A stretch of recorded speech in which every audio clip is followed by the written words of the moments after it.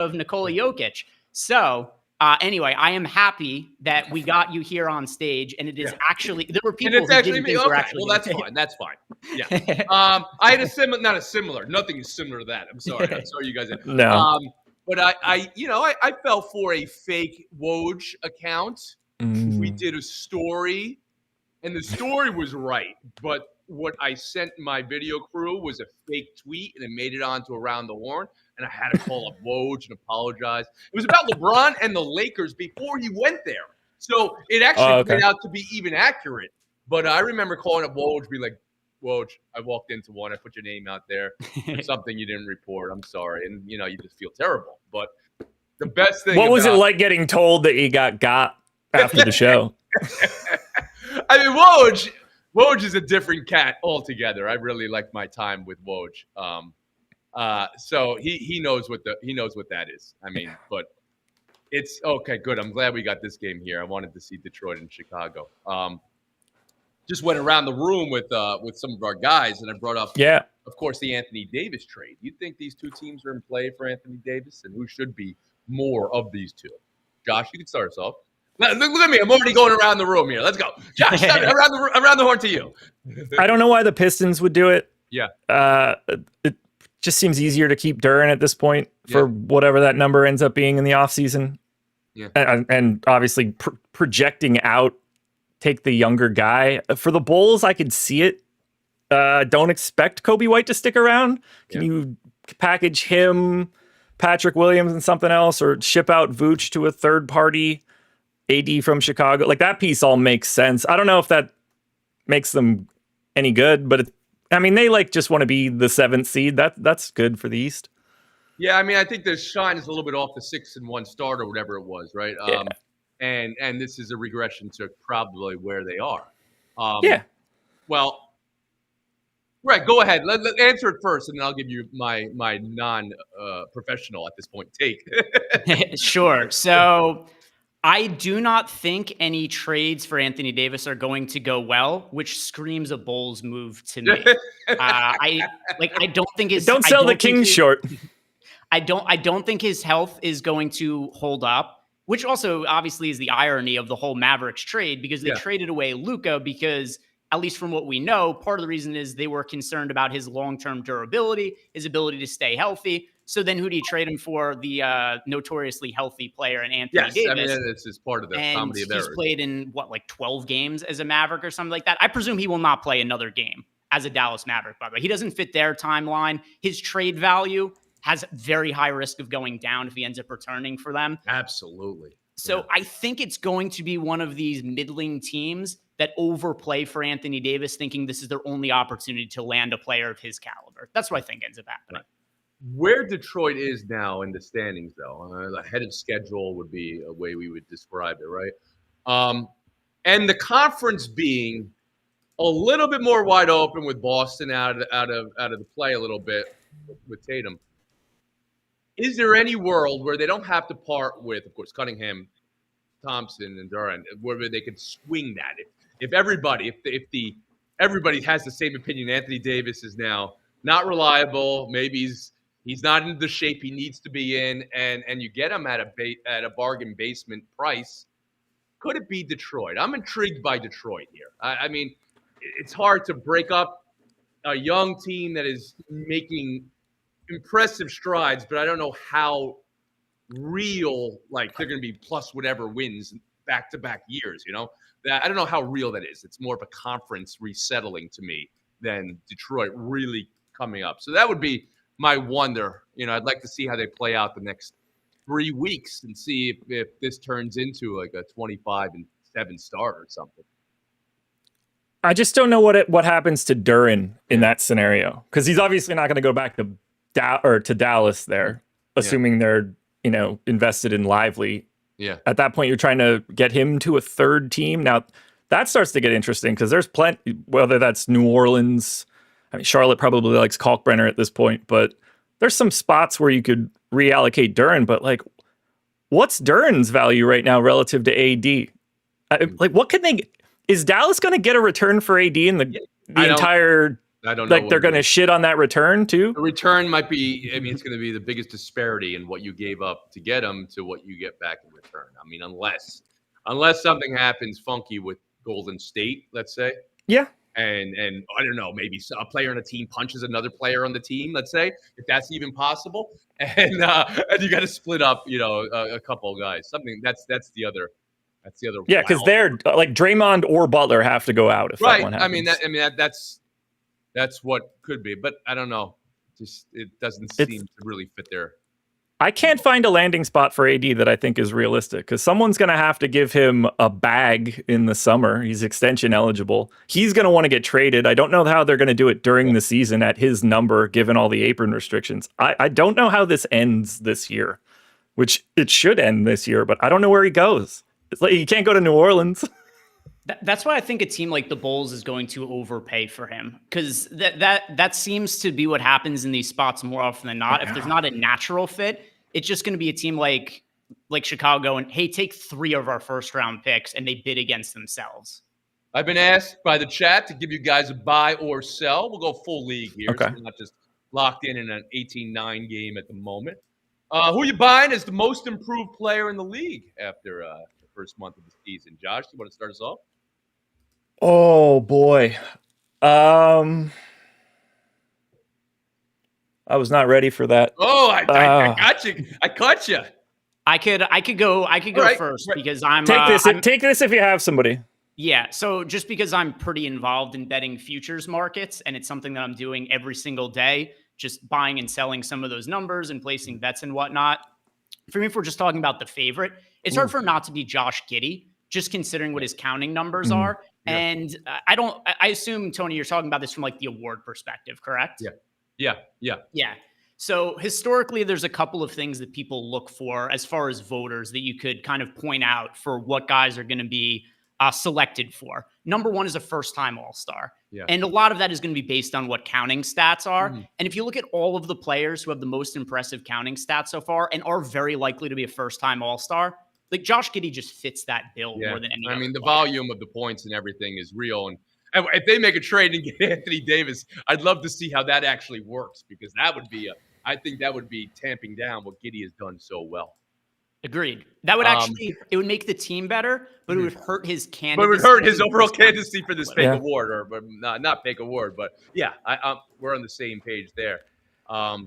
It's got to be Denny for me. I was just talking this up in the other room because we went on the international roster, but I mean, I'm in love with everything Denny is showing us. And then Milwaukee's Ryan Rollins, he's had a little bit of a jump this year too. You guys don't have my guy yet. Oh yeah, who do you got? Give it to me. The rate that this is going, is it not Austin Reeves? Is he like one of the 10 best offensive players in the game right now? He averages 30 for a game by the end of the season. Yeah, I mean that's I don't know. He is 9th in offensive EPM right now as a projection. That's up like plus 1.5 since this time last year. Mm-hmm. I don't know if he's going to be able to show it in the same way once LeBron gets back, or that it makes it look more valuable because there's more talent there. But I think that's also the same thing. He's not going to be able to show it the same way when LeBron gets back. No, I mean, I think the Lakers at 8-3 exceeding expectations.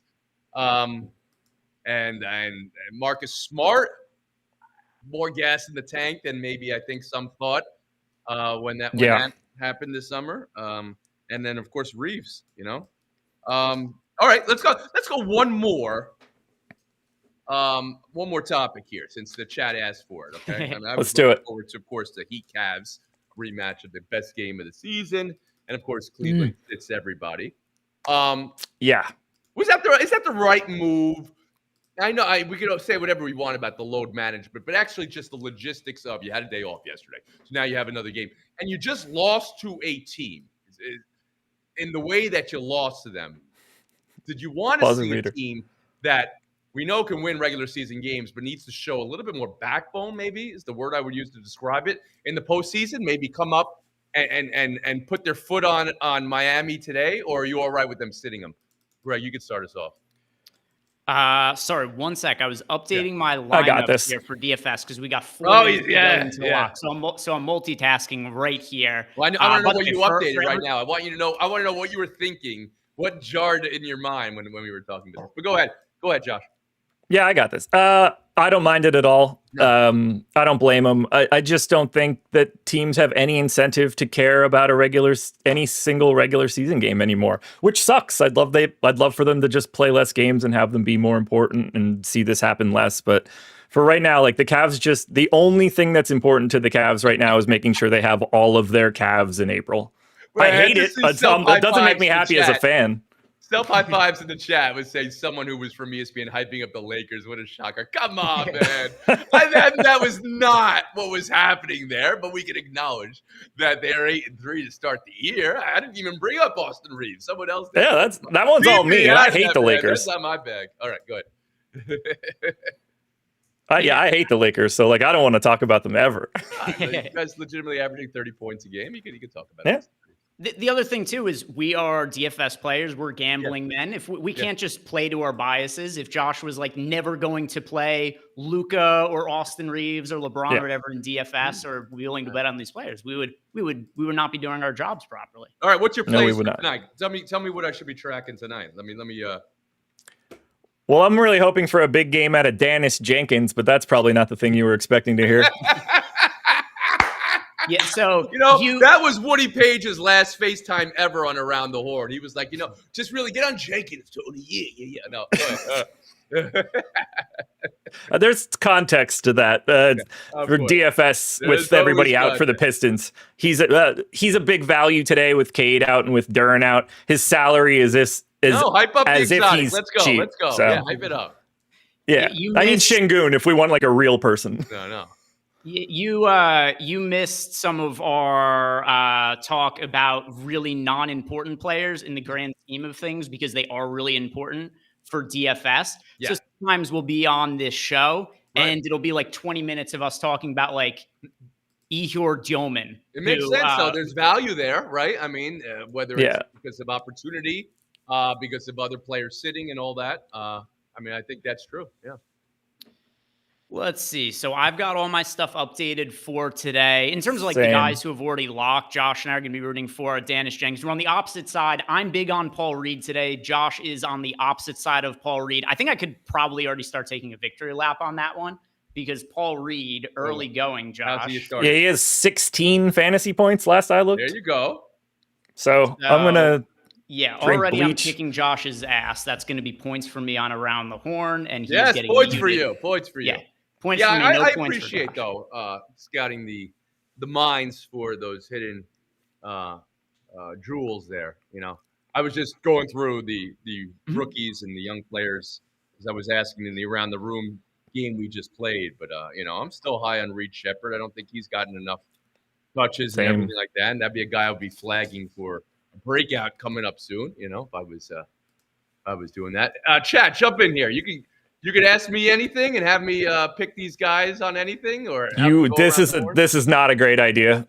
Oh yeah, no, I'm here. You should never tell our chat to ask you anything. That's a bad idea. AMA, here we go. And my other thing is, I'm like an astronaut in the ocean right now. This is my first stream of some kind, and I feel like I'm just floating around and ready to rip. So let's go. Chauncey Billups. You're gonna. Oh, okay, yeah. People are like 75% of the questions are about the FBI and Terry Rozier, which another story that is well known within our circle that you wouldn't know anything about. But I had a troll tweet years ago about Terry Rozier when I won a bet. Here's something I frequently do. If I win a bet and it's an under and people get upset and the player leaves the game with an injury, I will troll people on social media and say, I knew this guy was going to leave with an injury. And I'll post a screenshot of the bet. I had an old one of Terry Rozier from the day that it was reported that he pulled out of the game with the injury to rig the game. Wow. So a lot of people believe that I'm involved in rigging NBA games. So that's why people bring up Terry Rozier and wanting to. Well, I'll be sure to get your information and send it to my friend Pablo Torre. How about that? I would call Pablo right now, actually. But he's doing his own live stream with something else, which is may or may not be about the FBI and gambling. So he probably doesn't even. I doubt I'm really on his radar. Well, but He does follow me on Twitter, and I'm his almost radar positive it's because is he thinks I was a Cold person of War interest in terror submarine-level radar, sonar. Yeah. My man Pablo. I mean, let me talk shop a little bit since we're in a break here. I mean, I loved my time at Around the Horn, as we all know. I mean, but I love finding the new voices to put on the show, and Pablo was one of those guys. He wrote for Sports Illustrated in his early 20s, mid-20s, and wrote the great piece on athletes going broke after having, at that time, $50 million contracts back to back. And I just thought that was a dude who was tapped in and who was able. And then, of course, he had the lucky break of being college friends with Jeremy Lin, and Jeremy Lin blew up, and now he's right in the front. So I had him on when he was working for Sports Illustrated, then ESPN signed him afterwards. But that dude's radar, he's watching you guys. He's knowing what you guys are talking about. and he's tracking your tweets to see if anything played out in this investigation. I do related to that. I have a question for you that I'm kind of interested to hear your take on, because it's something I've been thinking about a lot, and it relates to Pablo's work. Yeah. What do you think about the state of sports journalism and the value that Pablo is providing? I mean, because that seems to be something that has kind of been replaced by influencer media and things along those lines. Sure. So I'm kind of wondering what your just overall stance and thoughts are. Well, of course, as a friend who loves him, I'm proud of him. As a observer of, and somebody who I would not call myself a journalist. I worked with journalists, and I tried to uphold their code when I was doing, of course, PTI as stat boy and Around the Horn with Bill Plaschke and Tim Kalishaw, guys who were covering games the night before and then on Around the Horn the next day. I mean, the state of sports journalism now is getting closer to being a protectorate or a district that is not one of the 50 states, because the first 50 states are influencer and news breakers, which recently has got noticed as maybe that's not the right word, and this is not in any way bemoaning someone's path to reporting news and reporting information coming from teams, but that maybe is what has been prioritized by ESPN and Fox and Yahoo, who can get the news first. Where as a consumer and a fan of sports, I never ever thought to look at a timestamp on when news came out. I know we can laugh and be amazed the Shams tweet for Doncic, but outside of that, I don't know if I need to know who had it first. And I say that with respect to everybody who's working very hard for that. And Adrian Wojnarowski, who I mentioned before, who's literally taking those calls and can't go to the his wedding night or whatever it was. The story. I think it is very important that somebody be doing it, and the Jeremy Shaps and Finn Ruwadas and the Pablo Torre. That's necessary, and I think Pablo's doing it in a way that people are noticing. And some people don't agree with how he's on Twitter or other places, but the point of that job is not to make everybody happy. And the point of that job is not to be first. And the point of that job is I mean, everything that has been thought of what the business, it's not that. It's something completely different. It's to keep on digging, and you're I know how hard Pablo's working. I mean, I can't even get him, at the dinner, and that's right. He's been working on stories for 7 months. 7 months. I loved Around the Horn. I wake up every day fully charged. I'd watch games all night. I'd write the show, do it again the next day, and when I hit send, it was gone forever. Or when I threw the paper toss, it was gone forever. Yeah. That's not what investigative journalism is. I do wonder if there's people like Pablo or Ariel Hawani who are kind of a dying breed of reporter that see a lot of negative public backlash because people are so unfamiliar with journalism in 2025 that they don't even understand what it is that people are doing. I believe that to be the case too. That's my opinion on it. There has been an evolution. I'm not saying Pablo is what named the great investigative journalists of sports, from time immemorial, Shirley Povich going back many, many years. I'm not equating him to the people who are on Mount Rushmore of sports reporting, although, he's certainly doing something in the digital space that nobody's doing. So let's give full voice and credit to that. But there's been an evolution of what that is. It has to be more micro now. It's not exactly Woodward and Birdstein, it's something different, but we are in a different world. I happily, I have no hard feelings about my time at ESPN, and I'm going independent now. That's what I want to be doing. And that doesn't mean I'm gone from other places. I can work for a little bit here, but still do my own thing and feel control that, because I think the industry for me became about followers, and I like connection, right? Followers being, direct to consumer. Let's use that expression. Sure. Not a negative thing. I want to be direct with fans, right? Which is precisely why something like this is something that appealed to me, just to show up today and drop in with you guys. Yeah. Because for me, I just did a TV show for 25 years in a row, every single day. I'm not burned out. I still love sports, but I still wanted to go back to find out why I loved sports again, and not just be in what I was, which was a mode of hammering it out, right? And that was watching games, of course. And that was being in the community watching games, right? And not just, doing the show and coming up with today's debate. So that's where I feel like there is a moment here. People might say, is sports media broken? Is it too repetitive? Is it too purposely messy? Or is it too much influencer? I think we're in something I would call the co-creator era. Not the follower era where fans are spectators, but co-creator era where fans are part of it. Shaping, even in some ways, maybe not the story of the game, but the story of the full feeling of sport. And I appreciate that. It's a different universe now. Like, I could have never dreamed that this existed when I was coming out of high school and college. This is so foreign. But this, let me even be silly about this. This is AI proof in some ways.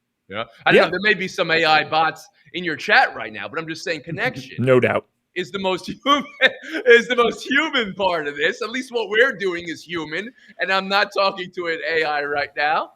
And we're loving sports in that way. Joke's on you. Neither of us are real. I could have walked into that. I'm doing a Substack now, and I always wrote my own scripts for Around the Horn. Of course, I had a wonderful team of producers and researchers too. But I started as a researcher. I started as a stat boy on PTI. This is now going back 20 years ago. I don't know how old you guys are. And once a stat boy, always a stat boy. Call me stat boy. I love that part of it. But I'm comfortable going out and finding my own story and researching it and then writing it up. But half of my research now is this AI or not.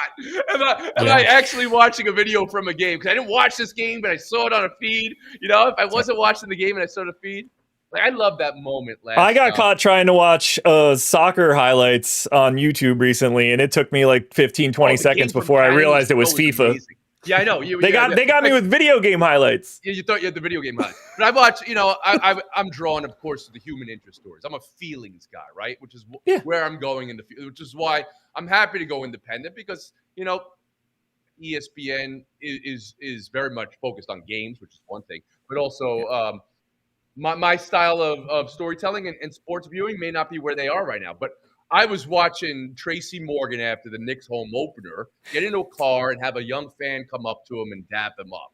And Tracy said something that I thought was beautiful and right in my wheelhouse. I'm a dad of 3 kids, He's like, look at that. He was like, I'm going to get you pregnant. No, it wasn't exactly that. But it's an incredible evolution of that joke, because now he's like, is that your pops? Is that your dad? He did DNA Daddy from Maury Povich. Is that your pops right there? And he said, love that man up. You'll never know how that man loves you until you have your own kid. And I was like, this is amazing. This is amazing. And I'm writing up a Substack, and then I'm like, wait a second.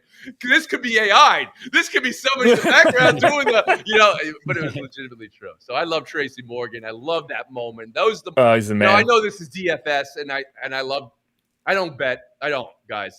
I don't want to put myself out there as somebody who's not, and I would never want anyone taking my picks. Oh, you said Reed Shepherd's going to have a breakout game. Bet my life on Reed Shepherd. Don't do that. But I'm just saying, I love those moments as well from sports. And those are the stories of myself. Sure. So where are we now? We got 13-point game here. And I don't think I'm anywhere good. That's for sure. So for reference, Tony, the Reed Shepherd or not the Reed Shepherd, sorry, the Paul Reed back and forth that Josh had earlier is actually probably like the most important thing going on the entire slate, because Paul Reed, very popular for the DFS slate. And depending how the rest of the game goes, at least as of things look right now, it looks like you absolutely have to have Paul Reed on your DFS. Oh, I'm not sweating that yet. I still have Wemby and Alperen Şengün. If I can get comparable value out of a non-center, I'm fine. I'm not worried about that just yet. My two guys can hang 70 apiece. Yeah. I mean, I was Wemby. I mean, I'm not saying anything new here, but I believe in the year 3 jump, especially for the greats of the greats. And I just been, still in awe and impressed and loving it. I'm going to get into your chat now. Oh, of course, the guy from ESPN loves, the big star. I mean, whatever. I'm just, I'm. Have you been in his presence at all physically? I have not. I've never interviewed him. I've never been in his presence. I tried to get to chess that day. He was playing. Nice. 15 blocks from my studio, but we had Woody Page went long that day, and that was yeah. I can't imagine. I haven't seen him yet in person, and I have to imagine that's a real weird experience. Well, I said something on TV 3 years ago that he would be bigger than Mbappe, as far as a global presence.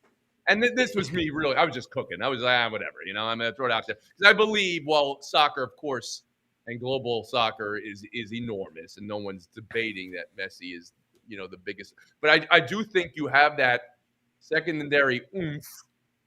Like, people wear Jordans to get married, and walk down the aisle, in Austria. Look, right? I mean, so there is something that you can do as a basketball player that can elevate you too. But if he does it in the NBA level and does what we think, and then France wins a gold medal, I think that at that point in time, he starts becoming insane, because he's permanently recognizable. He can't put on a trench coat and a hat. They're like, oh, who's this 7'6" dude? At least Mbappe can blend in. Well, related to that too, just because I think all of us here are on the same page. Barring health, Wemby's inevitable. Mm-hmm. Who's bigger all time? Is it Michael Jordan or is it Lionel Messi or Cristiano Ronaldo? This is great. I think my answer is Jordan. I know this is part of the debate I had. I'm not disputing Messi is the biggest thing in the world at this moment. But until you show me, again, high fashion, people wearing the Jordan label down the street in any part of the world, until you show me that, or until you show me anybody wearing stained wash jeans at any moment, because that was Jordan's look for all those years. I'm getting paged. I should go on the land. I'll go on the land. I got to go to Nick's film session, and then I'll check you out on the land. Who sent me that chat? That's fine. That's great. I'm here for people. Cavs have tipped out. Oh, Greg, here's a question for you. How much Vince Williams did you play? Not as much as I wanted to. Partially was because of a lot of lineup spots being taken, but even having him projected for mid-20s fantasy points, he showed up in under 10% of lineups for me, which was not what I wanted. But just out of curiosity, what was the number that you wanted? I wanted to have 20 to 30% of him. I just couldn't make it work. Apparently I really wanted him then. I think part of it too is I had a lot of lineup spots taken up by Pistons players already. But yeah, I wanted him. He just didn't show up in as many lineups as I would have liked. I tried to maneuver it around. That was why when Tony asked me that question before, I was like, one sec, just updated my lineups. I was trying to get to more Vince Williams, just couldn't make it happen in my lineups. Yeah, I got 45%. I killed you. No, I'm seeing some votes in the chat, by the way, for Messi over Jordan, which, I could hear an argument. I mean, get it into the chat. I can't hear people out there. I mean, tell me, wearing the jersey, the Messi jersey, yes, it's enormous. It's everything. And he's got South America. He's got Europe. I mean, that's huge. But again, I'm wearing Jordan socks right now. I mean, I didn't even want to, or was I expecting to? I'm not that guy, but they just are, Yeah, I think Jordan transcended it. Yeah. We could put actual polls in chat, so I'm actually doing that right now. All right, let's go around the horn vote on. just Messi or Jordan. So you guys could vote on that and just let us know, who do you think overall is the more influential cultural person worldwide? Obviously, US, it's easy, but worldwide. If you think it's Ronaldo, just vote for Messi. That's sort of the same vote. I don't know how to separate those two guys. Yeah, I always love these big picture conversations. We didn't do them as much on Around the Horn, but this is Wilbon and Kornheiser screaming in the newsroom at the top of their lungs. And it would always be like Ali versus Jordan and cultural significance, you know, and all these types of things. But I don't think anybody's touching. But nobody's getting the brand, the Jordan brand, the Jumpman logo like that. Small sample size, but the initial votes are like 75% for Jordan. Yeah, good. Wade Boggs. There we go. Oh, man. Messi just doesn't have, I mean, I have no concept of what if he has like international products that are like Jordan brand, but Jordan just became so synonymous with culture. Yeah. Everywhere. You were talking about him as a basketball player. I was just talking about him as a GM. I thought Jordan as a GM was bigger than Messi. Dude, he couldn't general manage a Burger King, man. He was terrible in the front office. Well, yeah, it is. I'm trying to think, like, what would I trust Michael Jordan to manage? Certainly not an NBA team. Potentially a Burger King, maybe a McDonald's. Well, franchise. The famous story, as you all know, because you guys are a wine cellar, incredible hoop heads. But he had the number one pick, and his idea to determine who was going to be the number one pick was to play one-on-one, and Kwame Brown won one-on-one over, Tyson Chandler that year, that's how the Wizards came to Kwame.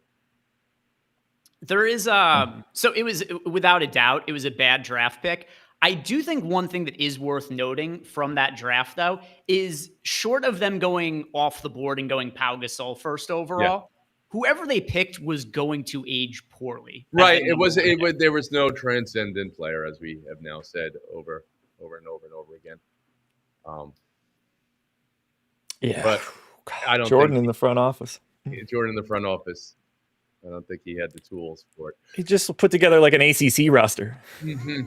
Fellas, this has been real, and I've been Reali. It's fun, man. What a ridiculous hack. This has been real. I've been Reali. The TV person. Your new sign-off phrase for your next show. I know, right? Thank you, guys. This was fun, man. I'll be at Knicks Film School. I'm going to go on the land. But I appreciate the DFS community here, guys, in the chat. Thank you very much. Retire and stay there. All right, I'll retire and stay there. What do you want from me? Okay. Now that's our chat. I can't retire. I'm a young man here. Okay, guys. Appreciate you guys. Really like your vibe and everything like that. So I hope your all your plays play out well today. Thank you for having me. I don't know what to do. I'll just wave or here. Watch. You try to click here. Let's time this out. All right, Reali signing off. Here it is. Paper toss. Boom. Okay. I was trying to get to it to just send you on your merry way as it hit, but I couldn't get there fast enough. All right, send me on my way. Thank you. I've got a spotlight. All right, let me see what I can. Later on, man. Thanks for being here. That was fun. Yeah, Tony Reali, ladies and gentlemen. Yeah, people thought we were full of shit in the YouTube chat. Not the case. Not the case. Let's look at some updates. I know that Paul Reed started really well. Who else is playing? Jenkins. By the way, how owned did he end up being? How owned is Paul Reed? All right, let me download the CSV. I mean, I have it in front of me. I just didn't know if you knew off the top of your head. All right, he's 50, so I'm like half the field. I think I'm on the right side of that. As of now. Yeah, I mean, he's got 17 and a half in the first half right now. That's a fucking real good number. All right, who else is popular? Look, if I could get to more right now, I probably would. So. Yeah, understood. But I'm not super worried about it yet. If I just had other jerk-offs, it'd be different. But like if I can get Wemby or Şengün to go absolutely bananas, then I just have guard. Like, honestly, now the linchpin for me is if Vince Williams can equal Paul Reed.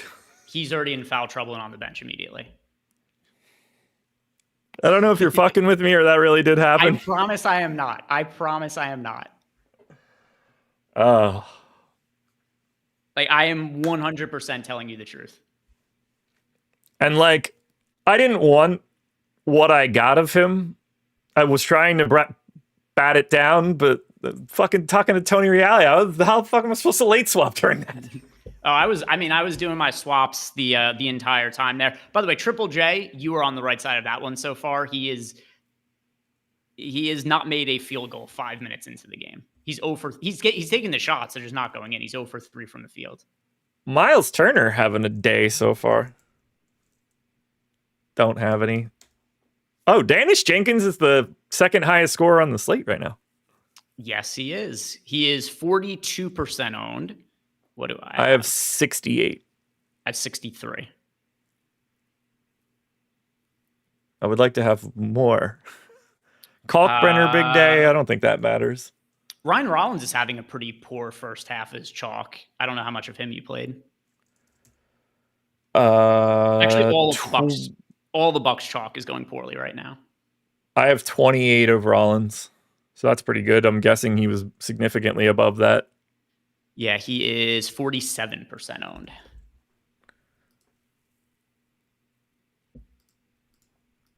Wait, what was... Hold on. Okay, so Ryan Rollins, you're saying... Let me just... I have it in front of me. Oh, yeah, that's not going great. I mean, he'll be... How is Rollins doing poorly? Because it's not like he's having like a disaster of a game. It's just he's at 9 points, 3 rebounds, and an assist with a few minutes left in the half. Unless I've got his live projection right on his regular projection, which is not ideal, but expected.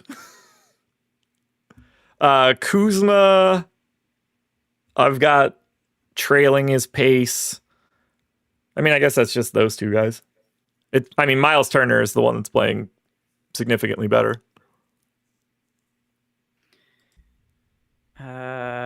Kuzma, mediocre start. Yeah, Rollins did just make a shot, so that ups him a little bit. Oh, shit. Paul Reed just hit a 3.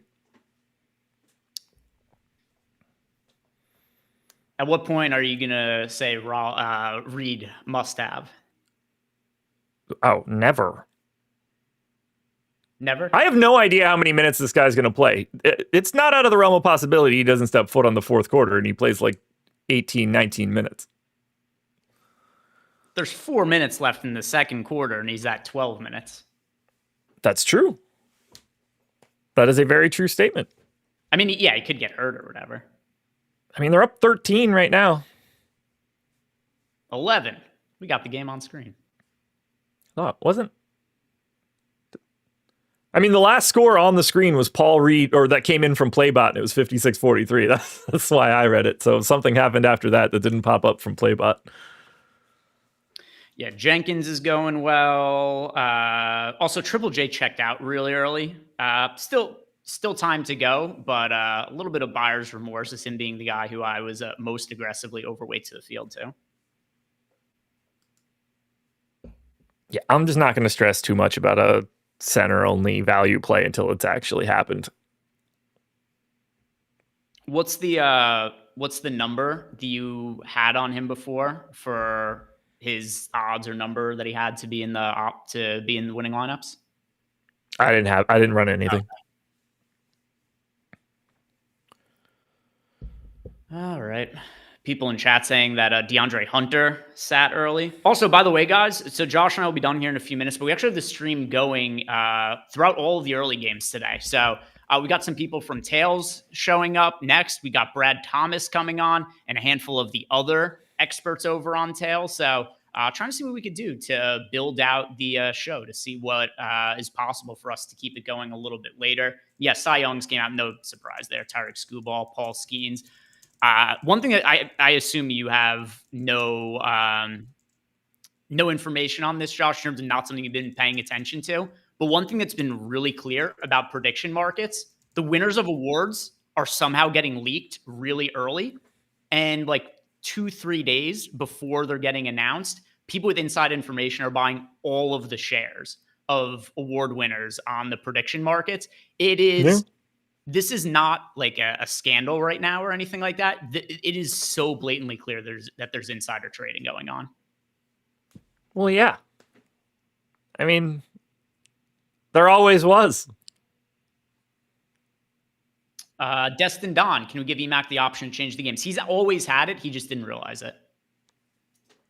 I went through it with him the other day after our show. He's good.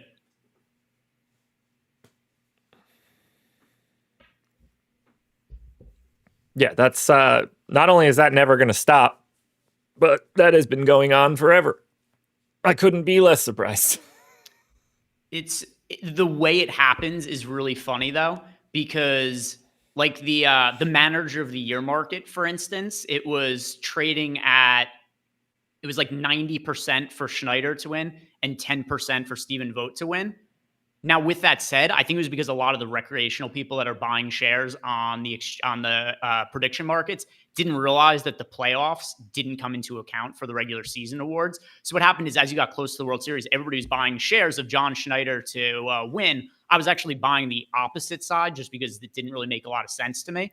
But either way, like 3 days ago, all of a sudden, it went from Schneider being 90% to win to Vogt being 99% to win, but like 3 days ahead of it being advanced. And it was like 3 people bought all of the shares on the entire market. I was like, all right, this is suspect. Good for them. Yeah. Must be nice. I need to fucking start knowing more people. The playoffs don't factor in.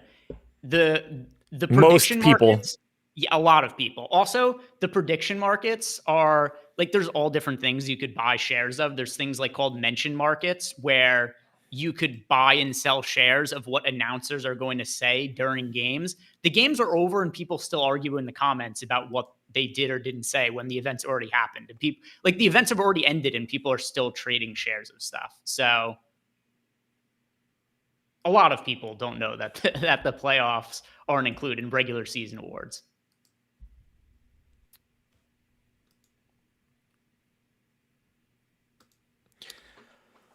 Are you ready to get the hell out of here? A couple more minutes. We'll give. I just want to make sure that we get Brad on. Oh yeah, I didn't mean it immediately. Just that was more of like a starting to play the walk off music type stuff. Yeah. We'll hop out in a minute. Time for dinner for myself. Who's coming in? You know. Sorry, what was that? Who's coming in? Do you know who's up next? So I know Brad Thomas is. I don't know who else because he's hosting, but I don't know what order the other people from Tails are coming in. So we'll just say surprise. We'll call it a surprise for now. Perfect. All right. Who else are the? Oh, but Jenkins is up to 30 fantasy points now. Yeah, that part's looking great. Yes.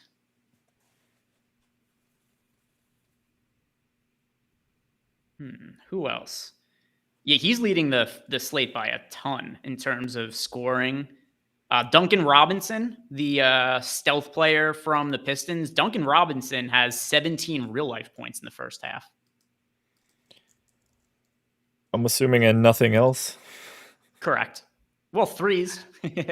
I guess I have that in front of me. Let me just click load games and look at it. Yeah, 17 points, 5 threes, 2 rebounds. Yeah.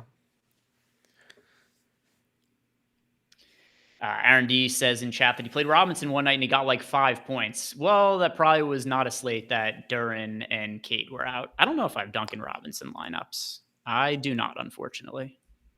I have one. That is one. Hopefully it's the correct one.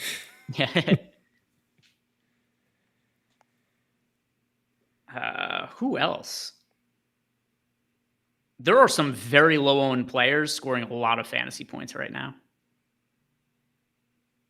I definitely didn't need Paul Reed to play at like a 1.9 fantasy point per minute rate.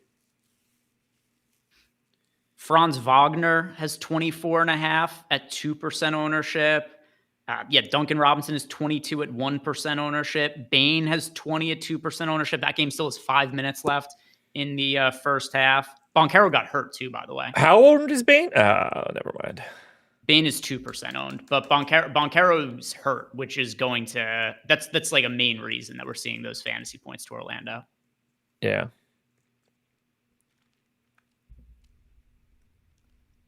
Tolu Smith has 5 less fantasy points than Paul Reed right now.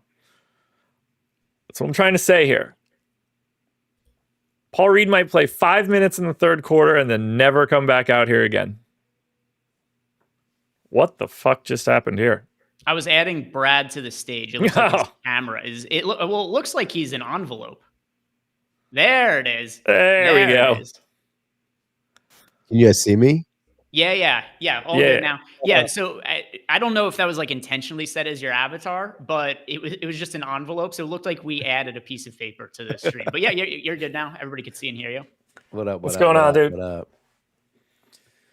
I'm trying to figure out if I have the access to add people when it's my time to shine. I'll check right now to make sure. This will take me 5 seconds. And this is how the porn comes. Yeah. Been down this road before. It's after hours, you know. It's still startling. Yeah, Brad. I assume Brad doesn't know that story, but we also just told it 20 minutes ago. That's true. All right, let's see. I didn't expect that the first experience meeting Tony Reali would be you telling him about gay porn, but here we are. I had an idea because I thought about whether I should tell him that story or not for a good portion of the day. I mean, you had to. It's we had to use our closing bits. All right, Brad, I gave you full control over everything, so you can do whatever you want when we leave here in a second. If you want to put porn on the screen, well, actually, you can't do that, but you would be able to. You would be able to. You have all the ability to do everything. So you could change all the games now. You can invite people on stage, kick them off stage, and make sure you have all that access. So you should be good. All right, cool. We'll figure this out. Let's see. Oh, this is cool. This is actually really sick. Yeah, so if you want to change the game, because this one's about to go to halftime, can you see the game on screen, by the way? I can, yeah. Okay, cool. So where it says live TV, press that, and then you press the plus over live TV, and you could add as many games to this as you want. So kind of like a TV channel selection. And then whenever there's a game you want to swap to, you just press that game, and it'll flip over to that. Word, that's perfect. Whoa, did I switch that? I didn't mean to. No, I did. I did, just as like an example. I was like, someone's gonna miss the buzzer beater and be pissed at me. All good. It was an air ball. It was an air ball.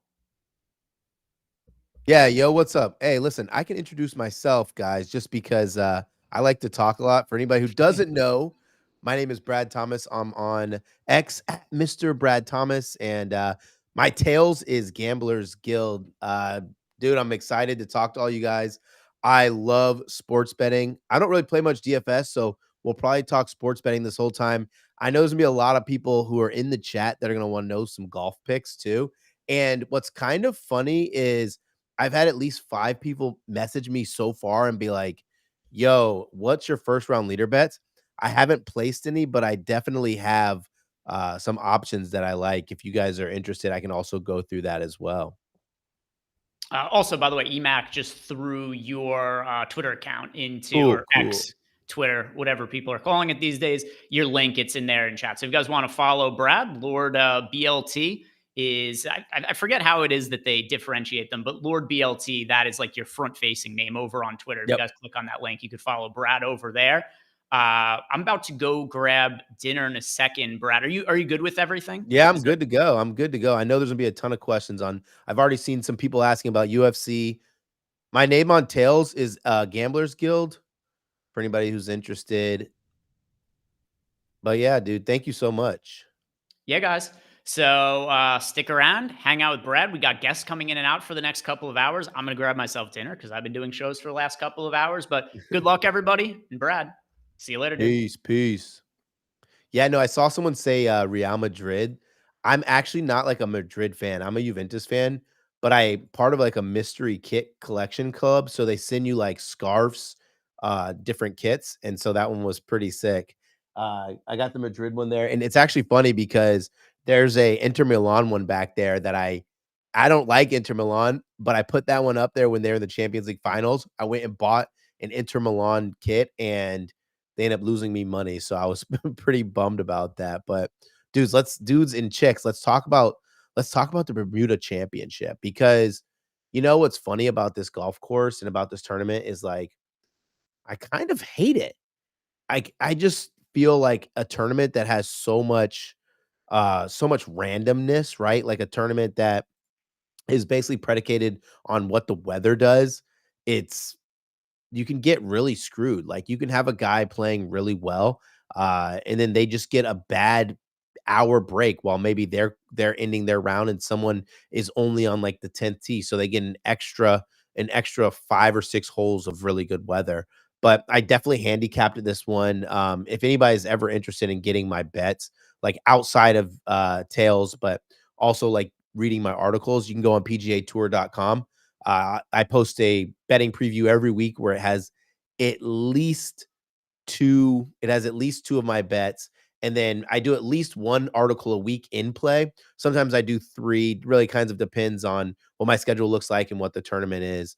But yeah, this is a full PGA event. We have two more left to the PGA Tour season, and then we'll have the Hero, which is a smaller field. Then we'll kind of relax until we get to the RSM. But if you have any questions in here about the tournament, I'll go ahead and answer those. But I'll just kind of go through some of my card right here. I'll give you guys a few bets that I like and talk about why I like them, right? I my first bet that I'll go with, and this is gonna sound absolutely nutty. I have no data, no stats pulled up, so maybe I should get a little bit, so I'm not talking out of the side of my neck. But I thought Francesco Molinari at 200 to 1 was a ridiculous price. And for anybody who is not familiar with how I bet, I'm not overly concerned about finding the winner. I win a fair amount, probably like going on an average of like 10 or 8 per year, which is a really good number. But for me, I want to get a guy to the dance floor that gives me opportunities if they're in the final round to have that Sunday sweat, or where I can post out some lives. So that's how I kind of position my long shots. Is I want guys who are going to be able to at least get to that final group. I don't care if they're not closers or not, right? Uh Drea, we're gonna talk about basketball too, but I know a lot of people know me for golf, so I'm definitely gonna give out some golf picks, right? But yeah, definitely went with Francesco Molinari. Francesco Molinari, excuse me, what I say? Francisco Molinari. He's 200 to 1. He's been playing some good golf and basically playing at courses that haven't been, I'm gonna put it in here, Molinari, haven't been really like a super great fit for him, right? Now he's playing at a course where you don't need to be crazy long off the tee, and you just really want to be good with wedges and putt well. As he, I think as he gets older in age, this is a guy who was battling toe to toe with Tiger Woods back in the day, right? As he gets older in age, he's gonna be a lot like uh he's 200 to 1 on DK to win. Even offshore, Francesco Molinari, even on offshore, you can get him 150 to 1 still to win. I'm looking at it right now. I literally just locked in a couple hours ago, but um, it just wants someone who's going to be able to, hit wedges up and putt well, and that's exactly what Molinari does. So I think like the real value on him is definitely not the outright, but imagine just taking a guy to finish top 40, top 20, or you take him in the each way and he wins the tournament and you're just missing out. But there's a ton of value on his placement. I didn't see a good weather edge, right? But and for anybody someone asked, is there a weather edge for tomorrow? I didn't see a strong one, but I will say this: the course, when these guys are teeing off, it's saying like 71, but we know that early morning. Well, I have the stage muted. Okay, hold on, let me see. I They just handed me the reins, so I don't know how to unmute the stage, but I can figure that out. Um, Stage menu, requests. It says allow others to request the stage. I have to mute the stage. Okay, I don't know what you're talking about. Anyways, I'll get back to what I was saying. It's gonna be cold in the morning, right? Ball's not gonna. Yeah, I think I'm getting trolls. Ball's not gonna fly as far. I like PM guys when the weather kind of gets a little bit warmer and the course is going to be a little bit more receptive. I think it's going to be fairly receptive throughout the day. And by receptive, I just mean the conditions of the ground. It's going to be windy. It's on the coast, so it's still going to have some moisture on it. But let's just talk about first round leader, right?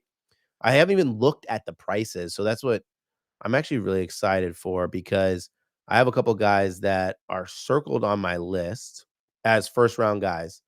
And I want to see if their prices kind of coordinate to what I was thinking about. All right, here we go. First round leader. I'm going to read off some of the favorites. Rico Hoey, 33 to 1. Nico Echeverria, 35. Thor Bjorn Olsen, 35 to 1. Eric Cole, 40, as well as Patrick Rogers, Matt Wallace, Sam Stevens, Matty Schmid, Brennan Kuchar. Wow, this list is long of the guys to 40, all the way down to Kevin Yu. What my estimation is that a lot of the 40 to 1s are just protective, right? Like first round leaders used to be you can hit guys that were 100, 200 to 1 frequently, and that was more in like the live days. But I think for my first round leader, like a guy who I think has an absolute smoking chance to just go scorching low in the first round, really good course fit.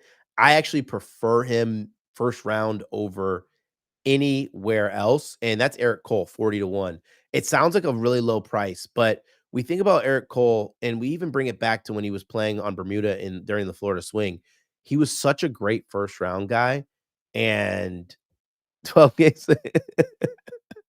Hey, I dare you. Yo, check this out. I'm gonna handle this right here. Like, right? I gave out 175 to 1 last week for free on X, first round leader. Week before that, what did we give out? A 60 to 1 for free on Twitter. I'm trying to get you guys paid, but if you don't want to be paid, I mean, what do you want me to do? You want me to talk about basketball that's minus 110? You know, give you guys a minus 110 line. We get excited, but I'm going to get back to the first round leader, and then we could talk about basketball. All right. But yeah, Eric Cole, a great putter on Bermuda grass, 40 to 1, really good price. Um, you know, another price that I was really kind of excited about. I wish it was a little bit longer, but I took Ben Coles at what I take him at. I took him at 100 to 1 to win. I'm taking him 70 to 1 for first round leader. I think he has the opportunity to go scorching low. He's a guy who I think is a streak putter or a spike putter, which basically means if I suck at PJ, which basically means he doesn't need to be good all the time, right? All he has to do is have those spike rounds and go low. First round, that's kind of where where you want him to be. I thought Adam Svensson was a solid price. He's another guy who can have a spike round. I did not bet him, and I probably won't. Here, I'll slow this down. Eric Cole, Aaron, that's Eric Cole. And Ben Coles. Wow. Cole and Cole. Coles. It's spelled Kohles.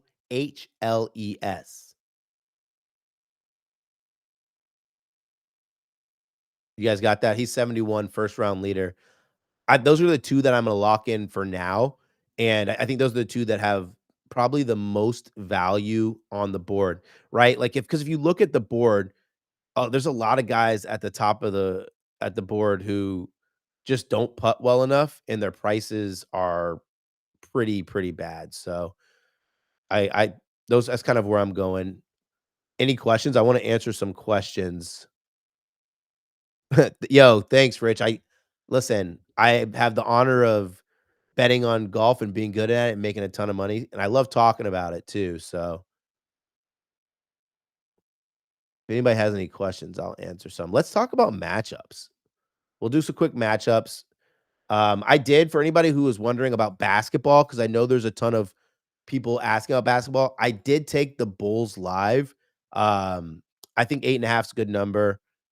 Basically, that first half couldn't have went worse for the Bulls, right? A lot of fouls, a lot of second chance points given up. I believe they were outshot like 52% to 62%. So a good bounce back there, but I don't really care too much about live betting that game outside of that. Taylor Moore, I have a really big problem with Taylor Moore, right? Anytime I bet Taylor Moore, he has the absolute worst possible round of his life, and I don't bet him often. I saw someone say Vic Perez. Now, Vic Perez is really interesting because I took Perez at, oh my gosh, I think I took him at 50 to 1. Listen, this guy who can win, he wins overseas, he wins international, which I think is people forget that it's not replicating to the PGA Tour yet. But if you like Vic Perez, I think a really good bet. And I didn't post this in Discord yet. So you guys are getting this one kind of for free. But like before anybody else, I'm gonna lock it in before I go to bed tonight. But the best Vic Perez bet is top Frenchman. It's plus 110. Right? Like, in the field that he's playing against, the field is not very great. Like, I think Pavone is a guy who can definitely go out there and scare some people, right? Matthew Pavone at plus 340. Antoine Rosner's fine, but they're not playing at the level that Vic Perez is. I'm pulling up my model right now so I can give you guys exact data. And those who don't know, I do model. I bet through golf modeling. I have a ton of knowledge, but I just think the best way to capitalize is to find the market inefficiencies based on what your model says. All right, here we go. Vic Perez. So I'll go deeper on Vic Perez as well. I didn't go like too crazy on strokes gains off the tee, right? Everyone knows this is the shortest par 71 on tour. There's not a par 71 that's shorter than this, which means you don't need to be long. There is Yeah, you can bet top Frenchman. You can literally bet top every region as long as there's golfers in it. But there's still a little bit of wanting to be in the fairway. It's only going to be 2-inch rough, which is not long at all. But I did put that in my model for about, like, I think I did like 8%. I did even less. I did 5%. But where Vic Perez really gets some of his added benefit, um, everyone knows number one, putting on Bermuda, right? Putting on Bermuda, he's top 15, which I think at this golf course, if you look at all the past champions, 90% of them, 90% of the six, so it'd probably be closer to 80% are good putters, really good putters. And the others had pretty good spike rounds putting. Remember, there's no shot link data either. So some of this is kind of anecdotal and, we're watching it with our eye as opposed to getting the data. But yeah, that bet is definitely on DK, right? Go over to DK. It's probably in top nationality or top region, and you can find it on FanDuel as well. But back to Victor Perez, he also gets a benefit. You see, most of the par fours on this course are under 450 yards. So you think you want a guy who's going to be elite from 350 to 400, and then another bucket of 400 to 450 yards. He downgrades a little bit in that bucket of 350 to 400, but there's not many better than him in 400 to 450. And then we get a little added boost of, if this course in the wind dies down, it's basically defenseless. We get the benefit of, he's a really, really freaking good birdie maker. I was projecting the winning score being closer to 20 under, but if the forecast dies down a little, we could see it spike to 23. And if it gets like that, you'd want a guy like Victor Perez. I thought his price at, what was he, 50 to 1 didn't make sense for the guy, like compared to the guys around him. Like, if you go down and you look at the board, he dropped down to 33 to 1. I wrote this article on Monday, so forgive me. But yeah, like, we'll even do 50 to 1. We'll do the 51 to market, and then I'll go down to the 31 market to talk about the guys around him.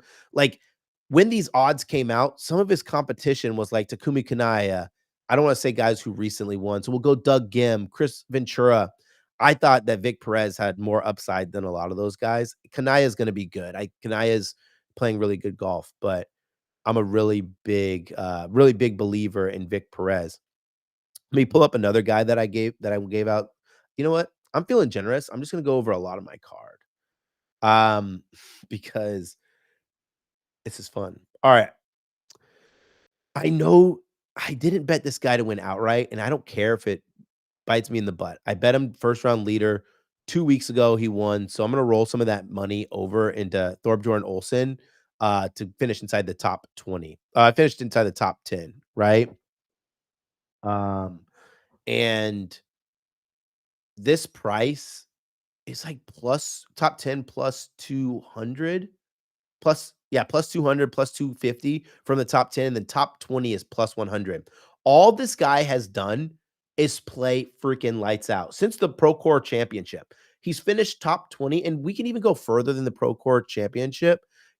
He's finished top 20 in 1, 2, 3, 4, 5, 6 of his last 7 tournaments. And he's done it with a mix of all around game. He's been great off the tee. He's been great on approach. And what is interesting about his game, he's normally a really good putter. Thorbjorn Olsen. I could type all of these in the chat to help everyone out too. Let's see if this worked. Nope. I almost just sent over my article. I'm writing an article on the NBA Cup. I'll talk about that later, though. I'm writing an article on NBA Cup with some futures that I thought were pretty good. There we go. Thorbjorn Olsen, top 10 is like around plus 250, and top 20 is plus 100. But what I like about him, more so than just how he's playing, is sometimes when you see golfers that are struggling to putt, their game's not correlating on the rest of the course. And he's been a guy who can putt well, but when his putter has kind of lost him, he's still finding ways to contend. I think that if he putted a little bit better at the Worldwide Technology Championship, he would have been live to win. That week, of course, he was like 35 or 40 to 1 versus 22 to 1, which is a drastic difference. Something that I don't want to get I don't want to get into the weeds of a guy who basically drops their price by half to win. Although it did happen for Russell Henley at Bay Hill. If anybody remembers, Russell Henley was like 25 to 1 the week before Bay Hill. I bet him. I know a lot of people bet him. He went out there and he choked, and then 50 to 1 at Bay Hill. I ended up getting on him live because I thought he was going to win, but that was just kind of like bad judgment on my part. Let me go with some more. Yeah, I can switch to the games. Should we live bet this game again? Was it a 10-point game now? I already have 6.5, and I got in a bad spot, but Bulls went on an 8-2 run. That's incredible. I took Kevin Huter 2 threes when all the news started to come out, and like all the CLV that I got is just like for naught because it got to like minus 275. When he didn't make a 3 in that first half. He went over 3. What is he in the second half? I don't think he's taken one in the second half yet. He's played 13 minutes. He's in foul trouble early. -2 plus minus. All right, yeah. Let me go back to talking about this tournament, and then I'll talk a little NBA Cup as well. After I get through my bets. Let's see. What else did I take for this tournament? Oh my God. Yeah, I forgot about this. All right, listen. I am not a big Matt Kuchar fan. Like, there's a lot of people who are out there who love Matt Kuchar. And for anybody who doesn't know, I live in Florida. I played high school golf in Seminole County. Matt Kuchar's from Sanford, which is in Seminole County. So a lot of people like around me, they love Matt Kuchar. I had to bet him because if you want to talk about a perfect setup for someone who can go get birdies, it's Matt Kuchar because he doesn't have a ton of length off the tee. I mean, he's got to be 45, 46 years old now. He's hitting his driver. I mean, let me take a guess. Like, got to be 285. But if you look at all the golfers who've won here, at least 4 of the 6, they were averaging like 285, 290 off the tee. Matt Kuchar, same way. And when you look at his profile, you're like, wow, this guy's just been a loser off the tee time and time again. And it's not necessarily because he's not hitting the ball far. It's because everyone else is powering it past him, gaining more strokes off the tee than he is. So it's really hard to put up positive performance in the strokes gain category. But what Matt Kuchar has done time and time again, he's been a massive gainer on the greens. Gained 4, almost 5 strokes. Oh, yeah. Gained 4 or 5 strokes at the Country Club of Jackson. Gained another 7 at Procore. gained another 4 at the JDC, gained another 3 at Memorial, right? And a few of those courses that I named weren't like the short variety. So what did he do off the tee? Lost, lost, lost. But he still put on some pretty good performances at those events, right? Like you think about Country Club of Jackson, finished T18, Pro Core, which is at Silverado, T13, and JDC is a really good example of why I like him here. Not because I think it's a close correlation, but it's just another course that if you putt well and your putter's on, you can absolutely blister. He finished T5, and it was a round where that was where he gained 4.2 strokes. Yeah, he's super accurate. He should be playing every single drive out of the fairways here. The fairways aren't like massive. They're actually more on the narrow side for if you think about like a resort-ish style coastal course, but I think he should ball. I didn't quite take him in the placement market. I probably will just put a little bit, but he's another guy. He was 40 to 1, 35 to 1, where I just felt think about the guys that are around him. And it's not that he has a ton of win equity, but I just thought he had a better chance to win than some of the guys around him. So I took him pretty early. And then of course, I've now gone Justin Lauer in back-to-back weeks. I took Justin Lauer to win, and I don't even want to sit in here and pretend that that he's still a good number because I'm pretty sure his number sucks. I got him 80 to 1. He's down to 45. So maybe just bet him first round leader. But Justin Lauer is a dude who balls at this course. And I was trying to kind of figure out like what about Justin Lauer makes him so freaking good at this course. I thought, and this is going to be just like strokes gained, I'm chill as hell, right? Strokes gained swag. But a lot of people don't know, but his first PGA Tour start as a rookie was at this course. And sometimes it's just that comfort of playing somewhere where, your dreams are realized. It all started that just really balls for you. At this tournament, he's only seen success. And for someone who is a lot like, I would say, like Matt Kuchar doesn't pound the ball off the tee, can roll the rock, on Bermuda, it becomes a really good fit, especially when you think about especially when you think about like what he's done here. Like T5 was that in 2024, T20 2 years ago, and then a T8 in 2022. No finish no worse than T20. So I know Eton just said there's someone should be joining me. Let me see. I don't see them yet, but if you're one of these people that wants to jump up and holler at me, we could definitely talk some ball. But any questions before I move on from the golf tournament? I that's pretty much my card right now.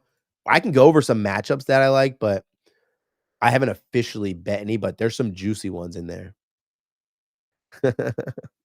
Oh my god, I see this question. Do I like Whaley? Yes, I do, but okay, I couldn't bet him and Kuchar in the 30s because I just felt both of their prices were getting closer to the egregious side, and I'm pretty sure that I didn't look at the top tip chart yet, and that's where they take all the handicappers and all the golf handicappers, they put them on a chart and see who's most tip. I'm pretty sure that he's gonna be on that list. He's a really good course fit, but I just yeah, he's been on a heater too. No win equity for me. What's funny about Whaley too is I bet him. Oh man, I think that was 4 events ago at 70. I'm trying to pull up my notes here to see when I bet him. I bet him at like 70 to 1. Um, we need you on a live.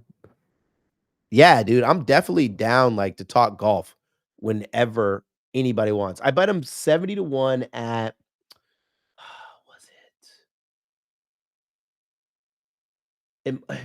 I might have been the Bay Current or it was oh no, I bet him 70 to 1 at 3M. I thought that was gonna be a really good fit for him, and then he just kept losing a ton of strokes off the tee. But, like, I think, like, the same thing goes with, like, him and Matt Kuchar is, like, he can he can play here and not lose strokes off the tee. Doesn't need about worry about pumping it. He can literally just go out there and fill the cup up. He might be a good first round leader option, honestly, if you think about it, because he tends to start pretty hot. Like I remember he started hot at the 3M, gained 1.89 strokes in the first round. Follow that up by gaining, this is to the field, gaining 2.4 strokes to the field in the first round. Um, he might have had been close to the share of the lead at Sanderson Farms, where he gained another. I think he gained 3 that first round at Sanderson. Yeah, he gained 3 at Sanderson. Bay Current, we're not going to worry about that. And then Black Desert, he had a good opening round there too. I really wanted to bet him. I went as far as, and this is gonna, for anybody who doesn't know me, I do some sicko style crap. I went as far as betting him in a parlay with Barcelona women's in the Champions League over 2.5 first half goals. That leg didn't come through, and I didn't feel like I wanted to invest in him further. So yeah, Sam Stevens plays really good on easy courses. Sam Stevens is also a guy who I think is like one of the best spike candidates. Uh, like if you want to find someone in the field who spikes a lot, where you can go and be like, man, Sam Stevens just put up like an abysmal. We'll on a birdie course, like 1 under round. You can guarantee next round he's gonna go out there and put on a performance because he's a really good spike rounder. But I didn't mess with Sam Stevens. He's been losing a ton of strokes on approach. I know that number is going to be drastically different when you literally have 75 and in, but I just need someone who's going to be killing it on approach this week. Jackson Suber. Okay. I am betting Jackson Suber. So basically how I set up my cards before I get into Jackson Suber, I want to kind of talk about. I don't always do the 7x rule. And more recently, I've taken the 7x rule and gone to 10x. So basically, for anybody who's wondering what that means is I need 10% return on my outrights or better and first round leaders, or are my cards too thin?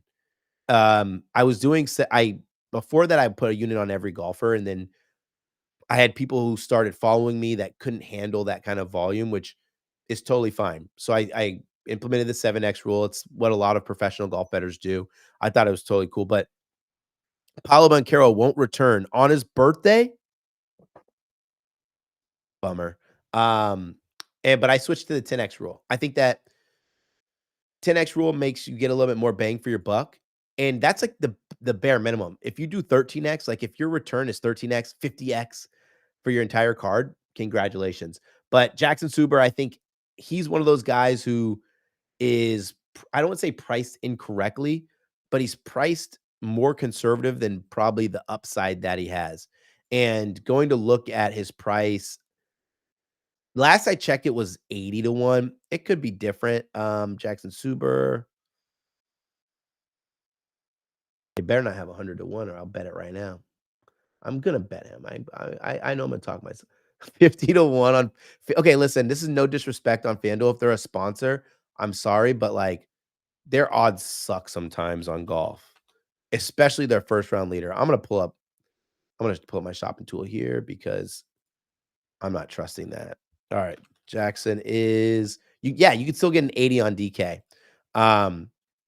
He has a lot of potential, and I think he's playing some really good golf. Especially the 2 that are considered birdie fest or where you can go low, top 15 at man, what do they call that tournament now? Bank of Utah. I hate how like these tournaments are switching names. And then a T11 last week at Worldwide. He's another guy who can bring a really freaking hot putter. Honestly, what you could do, and this is totally not, I wouldn't recommend doing this all the time, but what you can do for a tournament like this, I think you could literally just make your buckets something like approach from 100 to 125, approach from 75 to 100, and then add in maybe putting on Bermuda, scoring on easy courses, and playing in the wind. Put those 3 things in together in a bucket, make a model that way, and you'll get pretty much exactly what you need to compete here. All the upside comes from hitting greens, making putts. the greens aren't massive either. Like they're gonna feel massive. Everyone's gonna hit greens in regulation pretty high because they're literally hitting from 125, 100 out. So it's not hard to miss the green. I think tour average is like 65% from 100 yards out, 75%. So Matt Wallace. Oh, the snub, the snub, the snub, the snub. I've been waiting for Matt Wallace to have that massive tournament after getting the snub, right? And doesn't get to the Ryder Cup. I thought he would have a win by now. And it's hard to win on either tour. But if you look at the Omega European Masters, he played really good. Finished T2 there. And honestly, probably should have won that if he played better, putted better in that final round. Good putter. I think he's fine. What is his price? I think he's another one of those 30-1 guys, right? Like another one of those 30-1 guys where it just felt the books were super protective. But, this is kind of funny when we talk about Matt Wallace that I don't even think I realized this when I was handicapping this. Dude's a straight birdie getter, right? Fourth over the last 36 rounds in birdie or better percentage gained, which is a really freaking good stat. Really good par fours, 400 to 450. So I think if you like Matt Wallace, I can't talk you off him. And also Matt Wallace is a really good spike golfer too. That's typically when you see those guys who have those high birdie or better percentages, they're spike golfers. They literally can go out there, put together a 61 round, and you might not see them the rest of the tournament. Any underdog picks for the later games? Let me pull up underdog. While I look this up, I want to, yo, here go. I could listen. I don't want to get recorded, but I could fight that man right now. There's like the second time in the last 3 weeks or third time in the last 3 weeks that I've been on Higo, and he's got my hopes up, and I'm left holding the bag. Like he's tied on 15 3 weeks ago, and I didn't get paid out. And then last week, he goes on and plays the best golf in the third round, can't convert it into the final round. And I got a good number on him last week too. That's Higo will leave you holding the bag. All right, I'm pulling up underdog right now. See if anybody I like.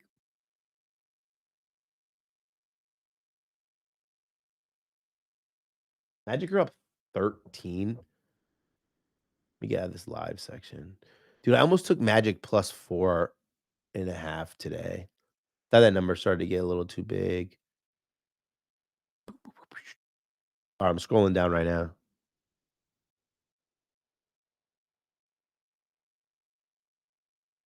What time is it? Dude, it's such a massive slate. Sometimes I get myself in trouble when it's these really massive slates and I'm live betting because there's just so much to live bet on. You get kind of carried away. For anybody who doesn't know too, I build NBA cheat sheets. I've only posted one in Discord this year. Just I've been super tied up with PJ Tour. But if you're in my Discord or you're on X and you're following me and you want to see a cheat sheet, you can just send me a DM or hit me up and I'll send you over the numbers. It's pretty simple for me. I just put the teams in and it spits it out automatically.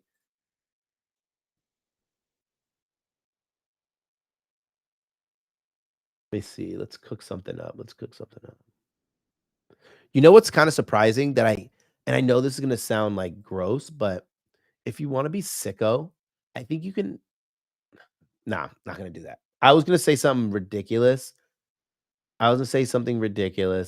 About SGA, but I'm not poking the bear. I've done that too frequently where I poke the bear and then I'm left holding the bag. This line might be enticing.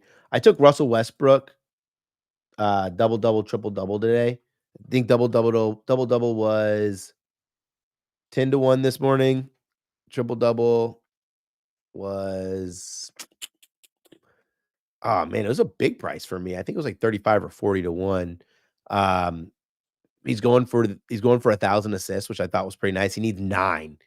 And I've never known Russell Westbrook to just go kind of half half effort, right? If he goes for something, he goes for something. Just like when he was chasing the triple double history. He last game, 11 assists. So I think if you like the 7.5, you know what? I'm gonna build something and I'm gonna play it with you guys as well. So I'm gonna put Russell Westbrook over 7.5 assists. That's against Atlanta. And I just want to pull up Atlanta's numbers real quick just so I could talk about them. Boop, boop, boop, boop, boop. Atlanta allowing the second most assists to point guards, which is a pretty good number. And the actual number for that is Atlanta allowing 8.96 assists to opposing point guards so far this season. So I'll put in Russell Westbrook.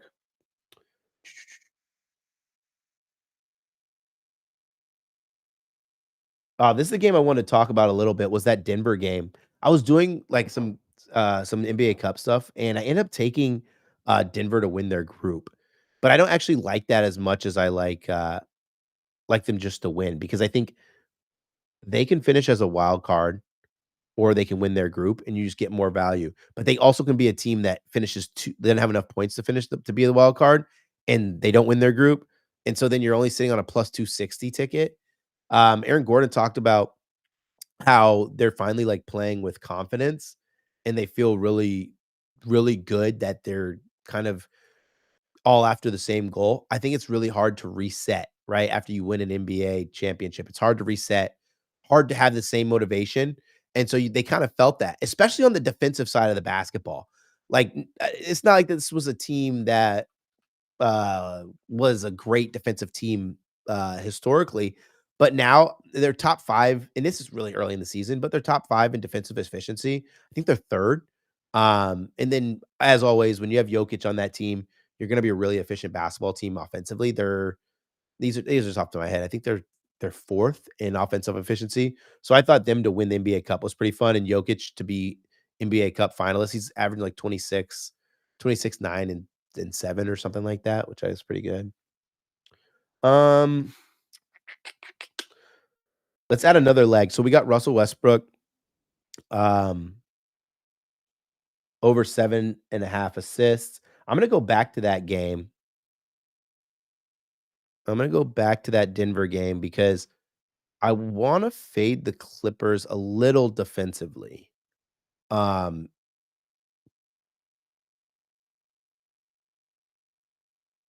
no Harden triple double, dude. Listen, Harden put his body and soul on that game. Last game, the Clippers are like really weird because they're gonna need massive efforts from their older players. And what I think is gonna happen is like it's gonna be, like Kawhi being out now, it's putting so much extra usage on James Harden, and he's not, young in the tooth. And then I think what's gonna happen, Kawhi's gonna get a little bit healthier. What is he missing? A few games, maybe a week or whatever. And then James Harden's gonna feel a little banged up from just having so much usage. Let's go. They already set James Harden's freaking assists to 9.5. That's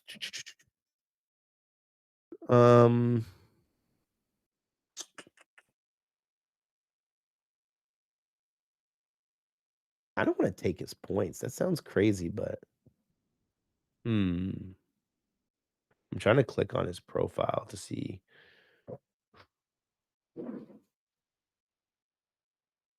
The problem with James Harden is like he can just pick a game to be a facilitator. I'm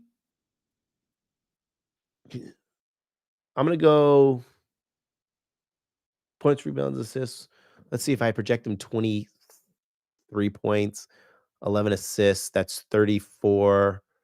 He would need 5. I kind of like his points, rebounds, and assists, but 40 is such a big number.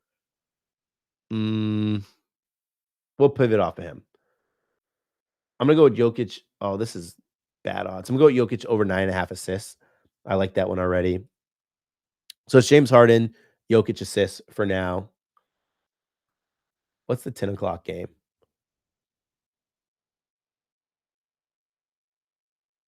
Also, if anybody requested like the homies that want to jump on this show, I don't have that thing open. If you wanted to jump, let me know. I will I'll make sure I pop it up. Dude, the Bulls didn't bring it any closer. I just saw the score 70 95 79. Yeah, Aaron, I'm making a underdog right now. They're down 16. Bet you Kevin Huter didn't get his threes either. And then let's go with how much we have. What time is it? That game already started. Did the Dallas game start? No, it didn't start.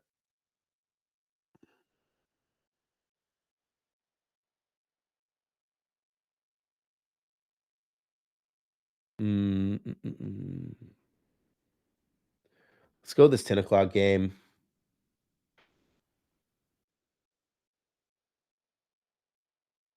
You know what a really good leg is? Should I do this?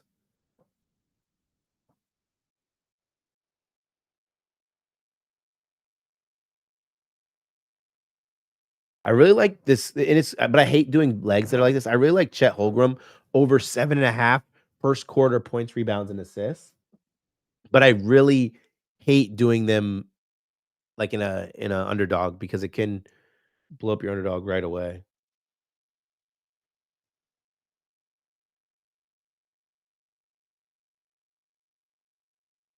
DeAndre Ayton versus Hartenstein. Hartenstein probably cooks Ayton. AJ Mitchell. All right. I'm gonna make this.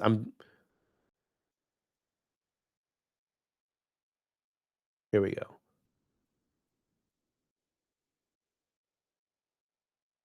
I'm gonna go with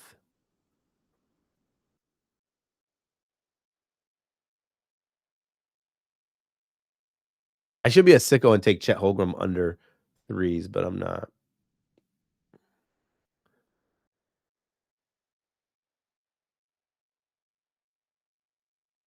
I'm okay. I'm gonna add Luka Doncic over 8.5 first quarter points. I just think a home game versus OKC, Luka has some appetite there.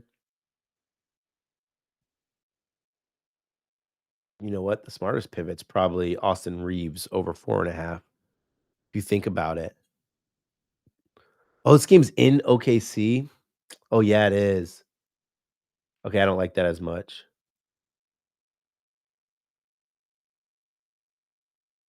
You can take SGA over 7.5 assists. I mean, free throws. Did you guys know free throws are up this year? Free throws are up by 3 free throws per game.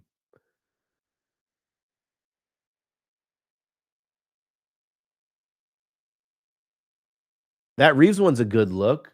Reeves rebounds and assists. It's 9.5. That feels low. Dude, all my underdog just freaking spazzed out. Where is it? Austin Reeves. I'm gonna lock that one in. I like the Austin Reeves one.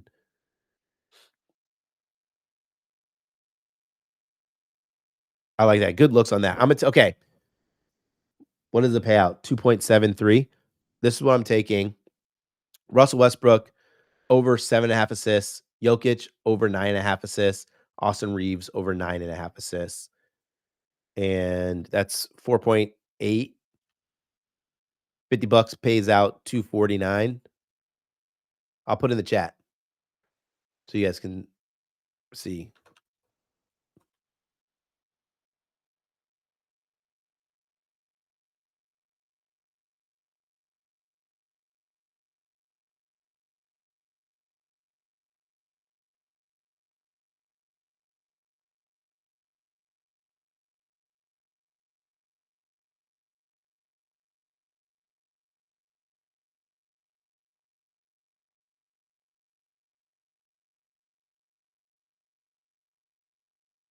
Oh, come on, underdog.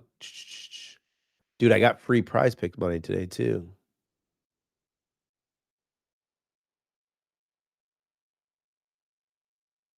All right, let's see what's going on in these NBA games.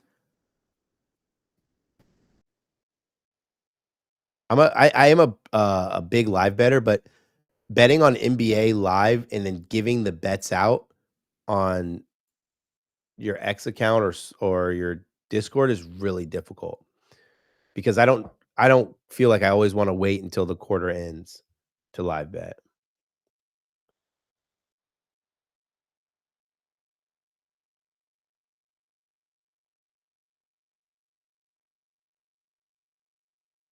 The Cavs are down 3 at half. Let's see. Let me go to this chart. The Cavs haven't led. The Cavs haven't led all game, but they went on a 8-0 run to cut it to were they down 3? Cavs are shooting damn, the Heat are shooting 53% from the field and 43% from 3, while shooting 87% from free throw. Listen, I don't know. I tried this bet against the Clippers when the Heat played, and, like, I feel like it was a horrible bet, and it won, but it didn't feel like a good bet. Let's see what the number they're giving us is. Yeah. Um, I was looking at their team total under 131. 131 and a half. I had to find a better price than that.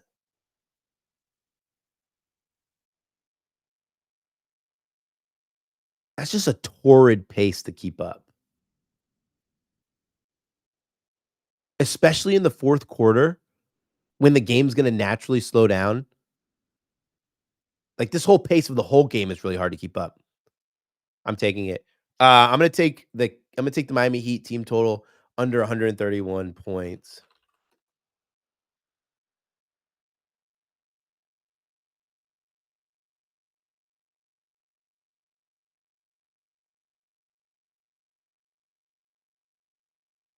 That pace is just incredible. Like, you just can't keep that pace up, not while shooting 60% from the field.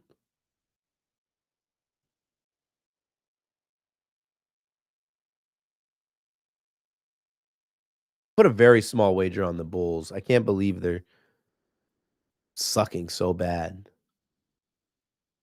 They started the half really strong. In your star theory though, right?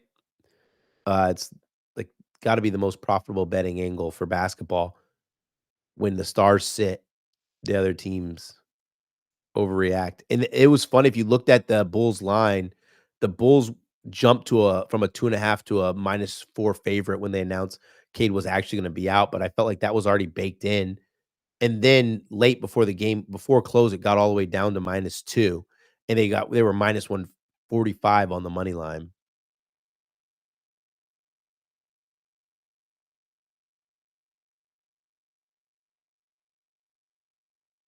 I know someone asked me about the fights this weekend. Um, and I normally wait until fight night to bet on the fights, but we could talk about them.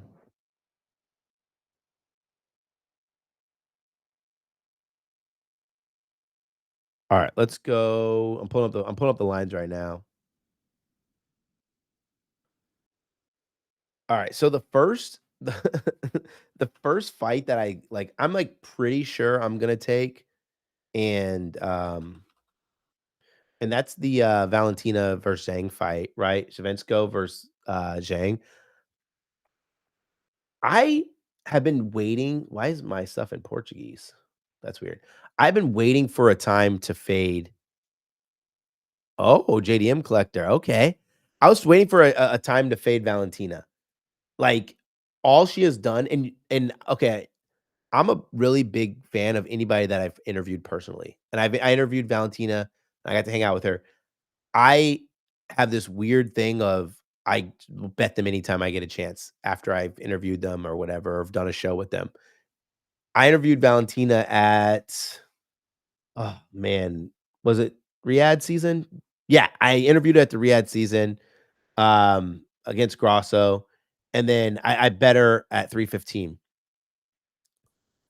I don't know if I would say she was as sharp as I thought she'd be, but she got the job done, right? I think she won every single round in my opinion, except for maybe that first round. But I think she also had a favorable fight, and I felt the fight set up to be to be exactly how she wanted. She was able to control the pace. She was able to stand there and bang as well. I think she won the takedown battle as well too. She, which is funny because um, she probably should have lost that. She wasn't taken down, but I was waiting for like a moment to fade her after the Grosso fight, after her last fight. Now she's fighting against Zhang. I think that Zhang has been on a mission too. Beat Tatiana, beat Yan, beat Limos. Pretty freaking good fights too, right? She beat Joanna too. I forgot about that one. Sh this sh the number was much wider. It was like I wanna say it was like plus 150 for Zhang. I'm pulling up fight odds because I don't wanna just talk outside my line. It was give me the line. Oh, I gotta go to an offshore. Legals always post theirs so late, Bovada. Zhang she actually was plus 110. I misread it. She was plus 110. Now she's at plus 117. I think there's a little bit of value on her to beat Valentina. Valentina also getting long in the tooth. Um, and you can't bet this fight to go the distance. So if you want to get a little extra value, like to get to plus 150, you take Zhang to win by decision at plus 190. And this is no disrespect to Valentina. Like, I think Valentina's a really good fighter, right? But anytime I just feel like anytime fighters have been the champ, they lose their belt, they become the champ again. That road of defending is such a hard thing to do where Zhang's window is so short. Like, I think she has to capitalize on this fight. Has to capitalize on this fight because her window isn't that long. Not the best fight on the board, but maybe Zhang by decision. Dude, I don't know what to think about this Islam JDM fight. I'm I may like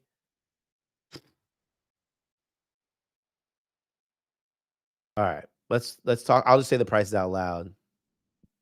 Yeah, yeah. Yeah, I'm taking Zane without question.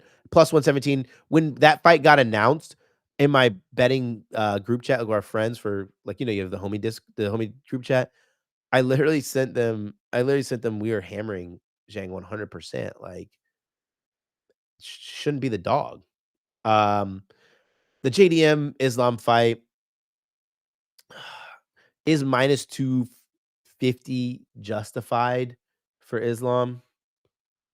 There hasn't been a moment since the beginning of Islam's career where I really felt that his odds weren't justified.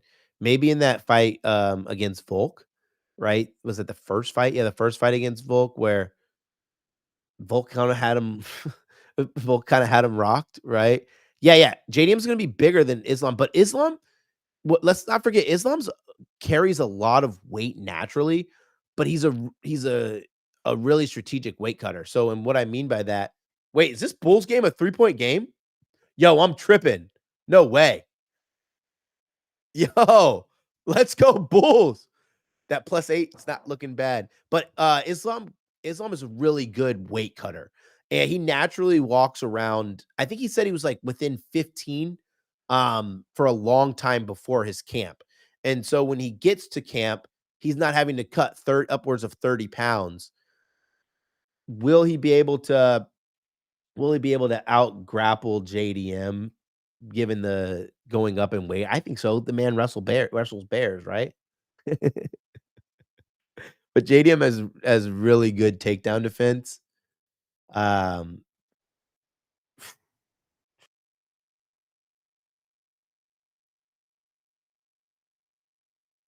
dude, JDM freaking made Bilal forget he knew what he was doing.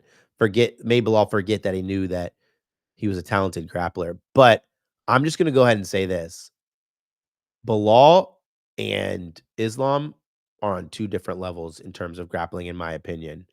Um, and I also think Bilal's a big dude, but I think Islam's naturally stronger. You know, I actually didn't realize how big Bilal was until until UFCX. When I was there, I was at UFCX and I was like doing the media circus or whatever they call it. Him and Sean Strickland were dudes who are much bigger than they look in the cage. Like I was shocked. I was like him and Sean Strickland. I was like Jesus. Um,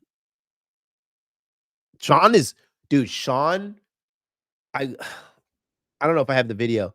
I had to take a video. So Sean, I didn't get a chance to interview him, but he walked past my table, and all I did instantly was come up and put my phone and just record because I couldn't believe how freaking big he was.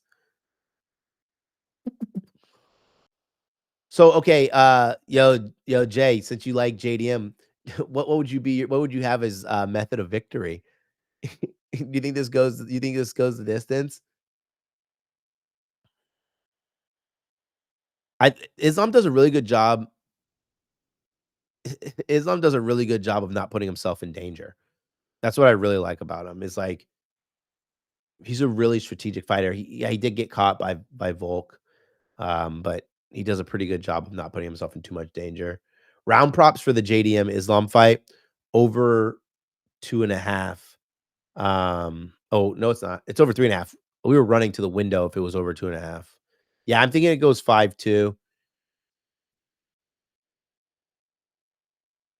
Man, I'm just like, doesn't it feel like a lot of the JDM fights were like kind of against guys that we either overhyped or sometimes put a little too much respect on, or like even go the third way, like oh, I said overhyped, right? Didn't I? Like Bilal, Gilbert Burns, Holland, like, but man, he has some those two fights were really good though.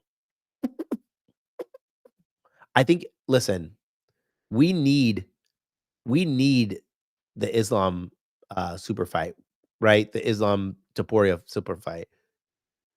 I just hope Islam's not overlooking this fight to make that happen because Ilya Taporia is a bad man and you can't become the undisputed pound per pound champion going up a weight class, vacating your belt.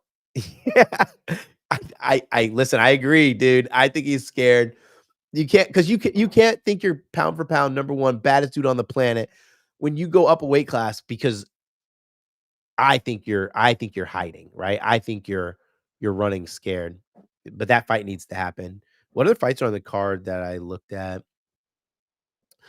Um oh god, Tracy Cortez should probably get rocked. No, dude, this is a an interesting one. Wellmaker um is a minus 163 favorite. I think Wellmaker I'm gonna fight odds to see if we can get a better price than that. But I think that's a pretty good price. Malcolm's a freaking talented fighter. 144?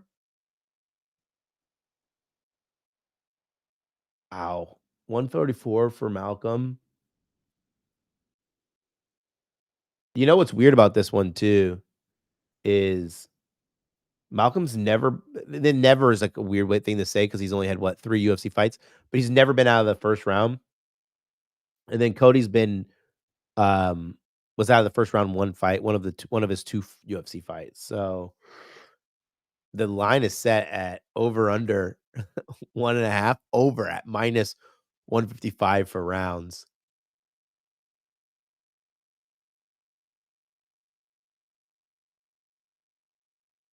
Should we take Wellmaker? Yeah, I'm talking prelims. Should we take Wellmaker first round plus 350? Like you got to imagine his pathway to victory is a knockout, and if he does it, he does it in the first round. That's a really interesting.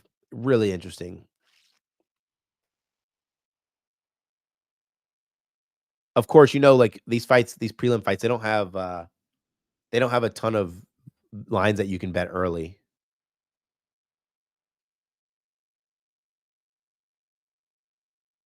What's the score of the game? Bulls down 6, 6 to go. Just keep it within 6, please. A win is fine, but 6. I want to cash that bet. What was the fight you said? Oh, Carlos Prates versus Leon Edwards. Carlos Prates.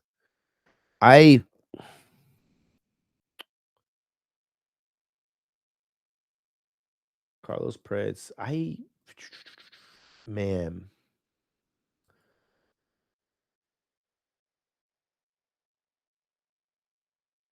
Okay, let's put it this way. I'm just trying to think of my thoughts of how I want to say this. The Fighting Nerds were on cloud 9 in May, January, March. No, in January. They were on cloud 9, undefeated fighters. Everyone looked like they were poised for the belt, and then it's loss after loss. Silva, Price lost, Carlo lost, Carvalho. Who else lost in the Fighting Nerds? Felt like they were like maybe we were just hyping them up because they're really fun, right? That's yeah, they all lost, right? That feels really messed up to say. But I also didn't think that he was going to beat Jeff Neal. Like Leon Edwards is washed too. Leon Edwards is so washed. You like him in the second round? What is his? He's minus 180.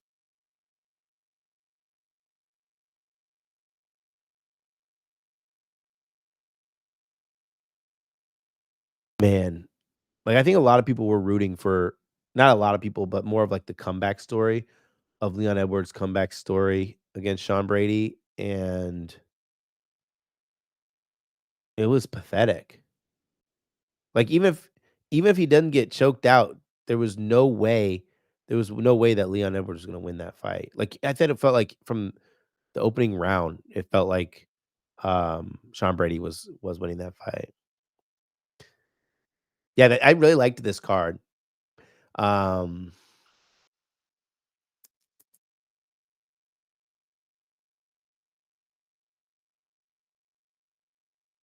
think Beneil fight's interesting too because BSD is a freaking man. I would like I would lay the minus 190. I would probably lay minus 200 on BSD to win against Beneil. Like probably in a heartbeat. I think I'm gonna bet that right now. I'm gonna find better odds. Yeah, he is. And I'm trying to like sometimes I put I put one fight before the other, you know what I mean? Like when you're like handicapping, you have to go back and be like, wait, when did that fight exactly happen? But that Moicano fight, like I felt like he dominated, but I didn't think he was that good. Yeah, he won every round. He dominated every round. 5 for 5 on takedowns, 3 for 3 on takedown defense. 553 control. But I just thought that Moicano wasn't that good. Like, I didn't think it was Beneil being that good. Dude, yeah, I'm gonna bet this right now. For anybody's wondering, I'll put it in the chat. And for those who are wondering, like, when I bet UFC, I have no problem betting minus odd lines. Like, I'm not gonna go unless I know there's a clear pathway to victory. Like let's say I'm taking okay, here's a good example. Let's say I'm taking Bo Nickel. Like, I'm just thinking that Bo Nickel is not gonna be a guy who's gonna win fights by decision in his career. Not that I think he has this crazy knockout power, but I think if it's somewhere where it's really strategic, ring management, cage management by his opposition, they're probably gonna outpoint him, right? Especially if it comes to striking. So, yeah, he has mad potential, but, like so let me just take this BSC, I'm gonna post it here. Let me what's the best price we can get? 183 is the best? Minus 170. Oh, I don't even know what that book is. All right, here, I'm gonna post this in the chat for you guys, just so you can see what I'm gonna take. UFC 322. This should be an easy victory. No such thing as easy victories in betting, but I'll put the legal prices there for you guys too. Who's the best legal right now? Actually, the best price is on legal on DK.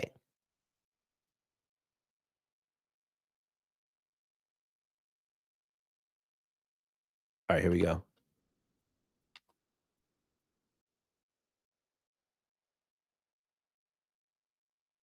Post this in the Discord, then I'll press enter for you guys so you guys can see exactly how I'm betting. Dude, I don't know what to think about the Bo Nickel fight. I don't know what to think about Bo Nickel. I love Bo Nickel. I've been able to spend time with him. I'm a wrestler. Like, how could you not love him as a wrestler, right? But from what we've seen of what's his name? Of RDR. From what we've seen of RDR since that fight, I just feel lost, confused, dejected. I feel everything you can about how Bo Nickel just didn't look good in that fight, because RDR has become a major, major disappointment for me. Like, he dominated Bo in that fight, and then I felt he was lucky to win the Whitaker fight. This RDR felt he was lucky to win the Whitaker fight, then then lost against Brendan Allen. He quit. He didn't lose. Let's make it the right way. He quit. Yeah, like he quit. Like that. So transitive property is like one of the most important things in MMA, right? Like, how do you just get dominated by RDR? I mean, that was like, this is pretty funny. Like, Bo Nickel's only able to shoot one takedown. RDR was the aggressor in there. I know the control time is going to be kind of different because he wasn't in the clinch that much in that fight, and Bo took him to the ground. So obviously the control time's gonna be higher for Bo, but it didn't feel like it. Let's see what other fights. The Roman Kopylov fight. Someone said Kopylov knockout. Is Kopylov coming off a loss?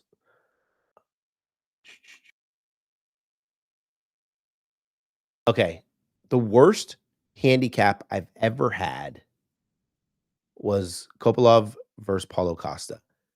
Dude, I thought we were getting away with murder. And I thought it was Kopylov by knockout. Paulo Costa is a really fun personality. But when it comes to like being a good fighter, that doesn't match up with his personality, right? Like, he's got everything you need to be a superstar. He talks trash. He's jacked. He's got that weird, like, pretty boy swag, but he's just not a good fighter. I don't know how he freaking won that fight, man. And he like freaking owned him too. Like, that's what's really disappointing. Yeah, his style is not being a good fighter. Dude, the Bulls are back to not being able to get a stop again. Come on, just get this bad boy back in within 6, man. All right, I'm going back to look at the Bo Nickel lines because you guys got me interested in the pricing here.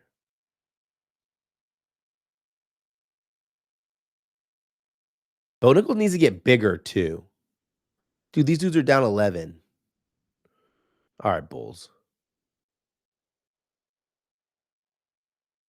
All right, I'm going back to this Bo Nickel fight. Then we can talk about the Tracy Cortez fight. I don't think we need to. I don't think she I don't think she stands a chance, but um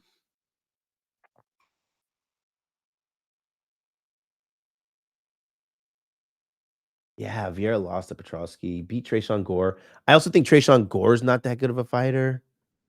Like Trayshawn Gore is another he's a Paulo Costa type where he's got the body, he talks fun trash, especially on social media, but his fight game doesn't back it up. Um,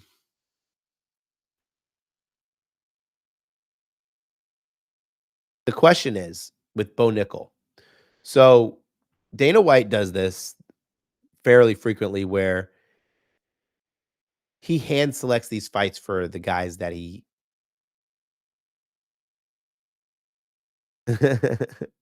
Nah, nah, it's totally cool. I'm just gonna say this. I'll say it real quick for you.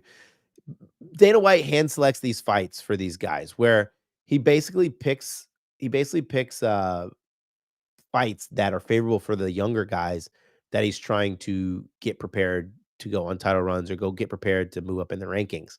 And it felt like that early in Bo's career, where Bo was fighting guys like he fought freaking Pickett, he fought Brundage, right? Like guys that I think Dana knew he could beat. And then Paul Craig was like, all right, we're done grooming you. Like, we're done giving you those grooming fights. Now you're gonna fight Paul Craig. Beats Paul Craig. Then you go and you fight RDR and lose. Does he go back now to we saw your game, you got a lot to work on? Did he just bank in a 3? Duncan Robinson banked in a 3. That's how this bet's gonna lose.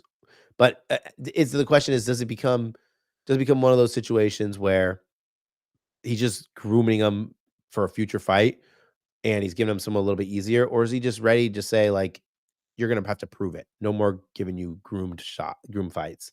So, I think he could win -200. It's, like, the best price we've seen on him since, like, out of his 6 or 7 fights, it's the best price we've seen on him except for the RDR fight. Um, yeah, I probably think he wins. Let's see, anybody else on this card that I wanna talk about? Tom Brady, Michael Morales, not really.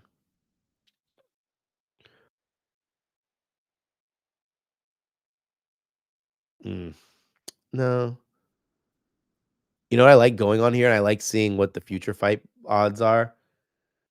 I was really excited to see, the pricing for the Merab Dvalishvili versus Peter Yan. I also wanna say this was, pretty funny.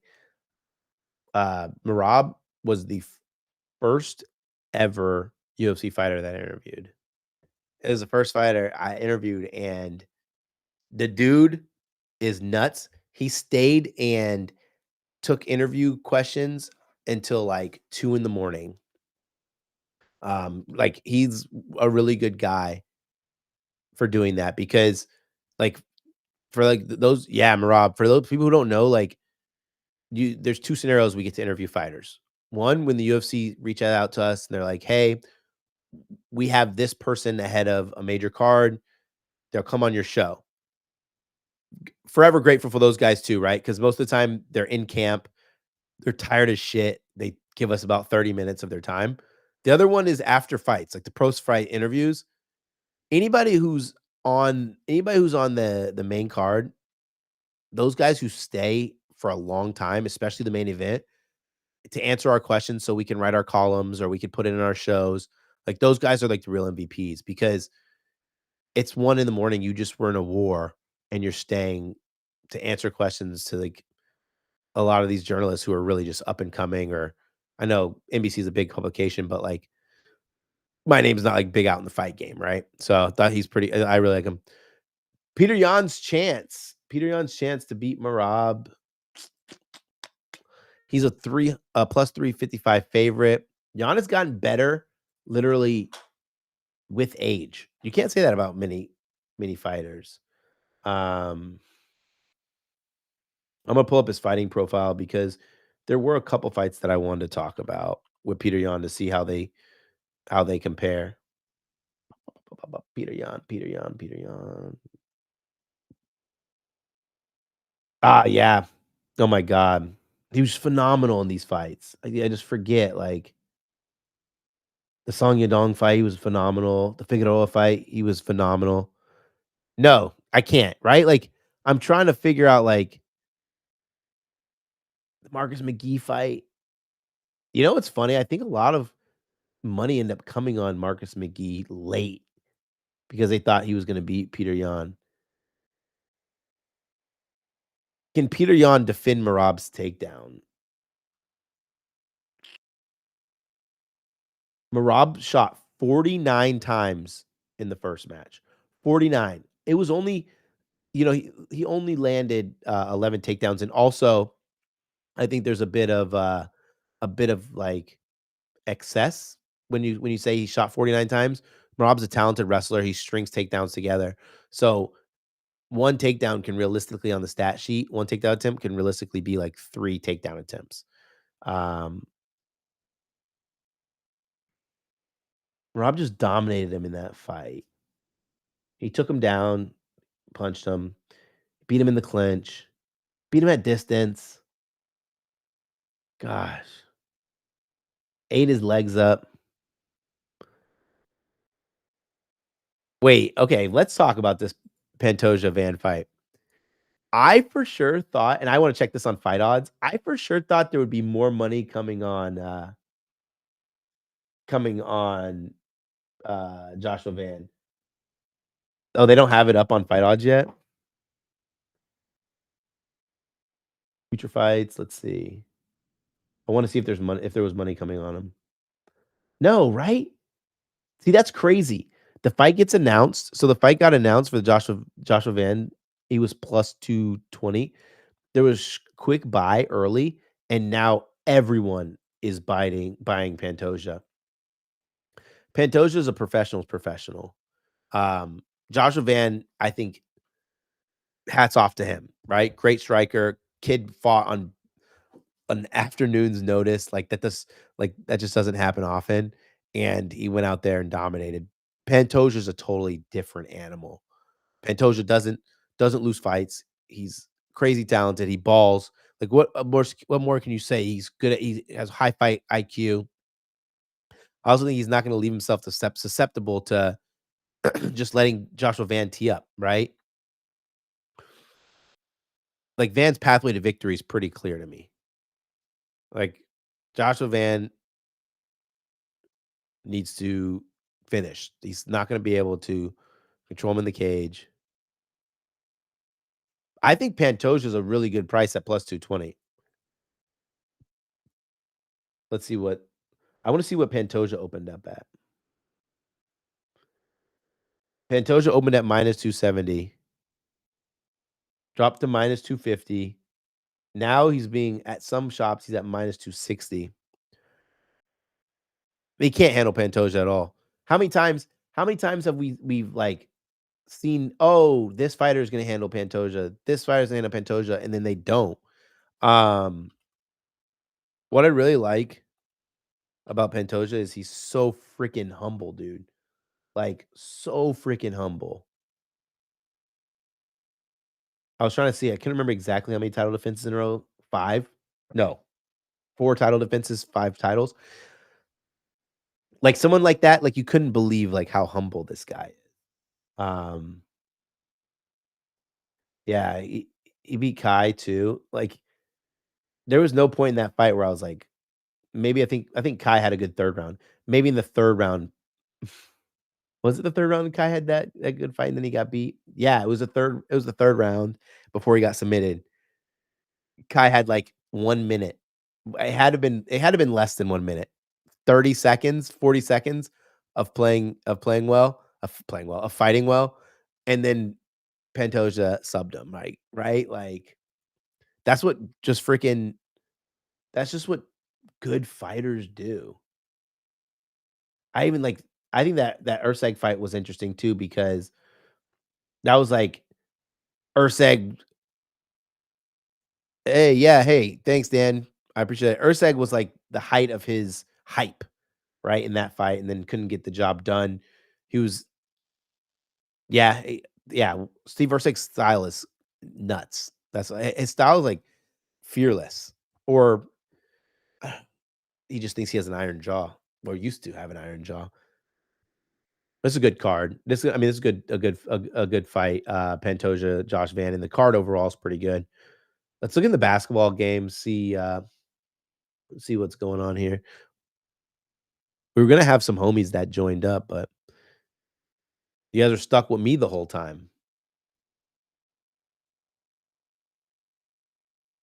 Are any of you guys betting the NBA Cup? I think like we get games in a couple days. I need to build out a first round leader card. Like, of course, I'm obviously taking Eric Cole. Obviously taking Svensson. Hey, have a good night, homie. Sorry, I'm getting sidetracked because I'm trying to find the scores to today's games. Today's for NBA. Let's switch this to. Did it switch automatically or someone switch that for me? Oh, heck yeah. Thanks to whoever did that. Oh, that was me. My bad. All right, as long as we don't get a 40-point Miami Heat fourth quarter, we win. Yo, thanks, dude. I appreciate that. How many did the Heat score in the third? 28? No, OT. I think that's what we need. Yeah, that was just so unrealistic for them to score 63 points in the second half after scoring 69. Is there anything else at half that we should look at?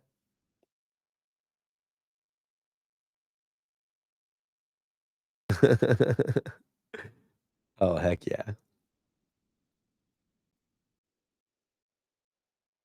This Suns game's getting close to halftime. What do y'all think of this Lakers Thunder game? I did a small write-up on the Lakers. I don't I feel like it was like nothing exciting about that game in terms of betting.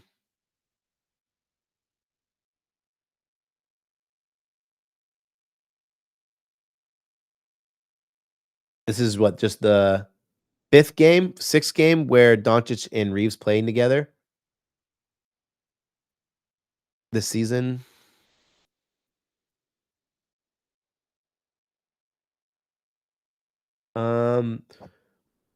What about this? What about the Austin Reeves bounce back game from beyond the arc? Let me pull up this cheat sheet real quick. I had the Clippers loaded up. I freaking have a bad problem of betting on the Clippers. It drives me nuts. I don't know why I do it. You said the game was in OKC. I almost messed that up again. Los Angeles Lakers.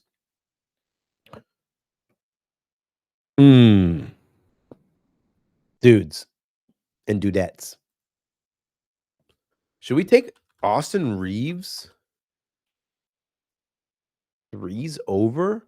A lot of attention is going to be shown to Luka. Thunder have been giving up a ton of threes to guards. Reeves is coming off a freaking horrible shooting performance. What's the number?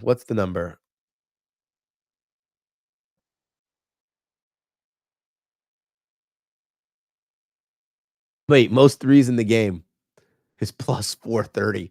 Do not tempt me with a good time. Man, 3.5, we can get plus 140. Man. Y'all, I'm digging in a little bit deeper.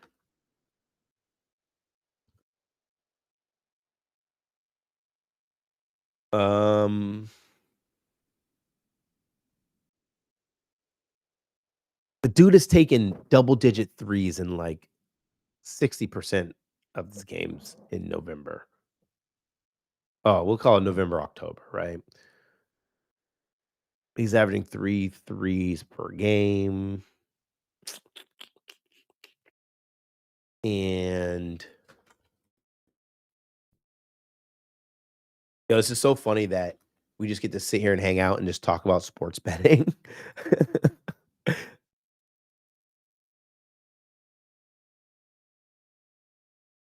Tony looks way different since leaving ESPN. Dude, that was sick that Tony Reali was on here. That was freaking Awesome. All right. I'm gonna play this 2 different ways just because I'm a weirdo.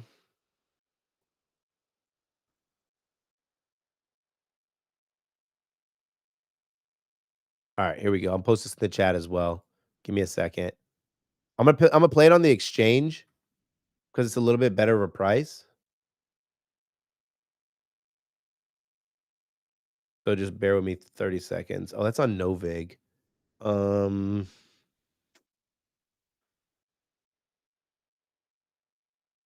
One thing that drives me nuts about these exchanges is like I can't do it from my computer. As someone who sits in this command center, I have like a basically my office is just a command center for betting, like a huge monitor, standing desk. Like I don't have to leave here the entire day except to get food and water. All right, here we go. Novig, basketball. How much time we got? 5 minutes? We got 3 minutes to take this bet.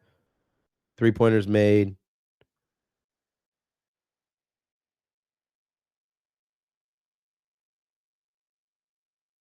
There's not that much liquidity available. All right. Here.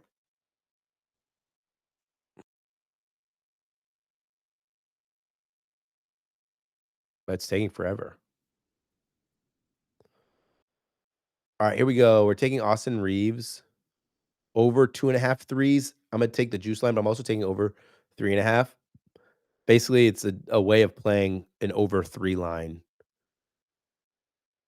If anybody needs, you can use a run line calculator to build it out. So basically what that means is you set it up to where if he only makes 3 threes, you get your money back. Dude, this line literally just moved as I was talking about it.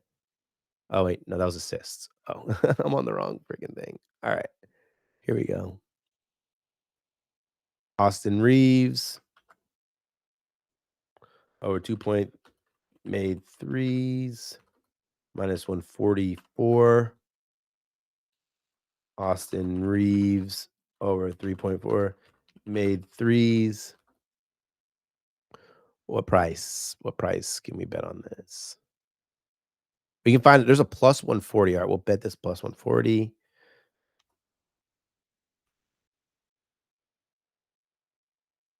All right.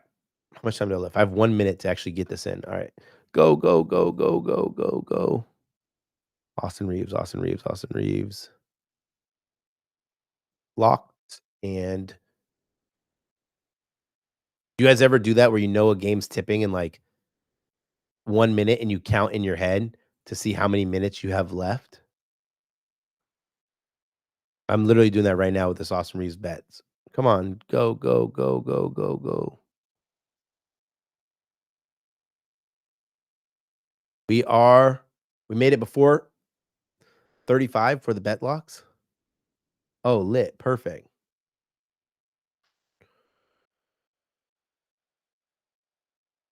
All right, I'm putting this in my Discord too. Ready for everyone to have it.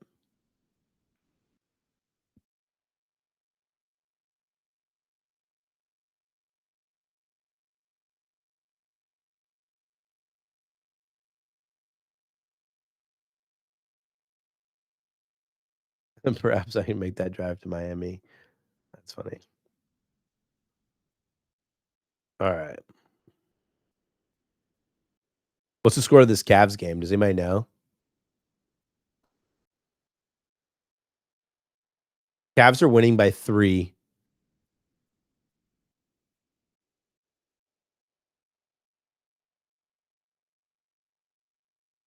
After the Bulls got my hopes up, I really need this this Miami Heat team total under the cash because I look up at the Bulls game, they were down by like 5, and then the next thing you know, they're getting blown out 100. So, oh, Ware just made a bucket. Dude, I'm gonna check to see if there's any more NBA live betting that we can get after. Or should we build or we should get something to bet for the 10 and 10:30 games? Let's do that. I'm gonna go to the Hawks Kings games. Can I just just kind of look at these one more time? Um, man, Dennis the Menace versus Dyson Daniels. We already got Westbrook. I really don't love betting like multiple players on the same team unless they're correlated. All right, I'm gonna look at these real quick. Let's go to that game. Anybody have any plays for that game that they like? That's Atlanta at Sacramento.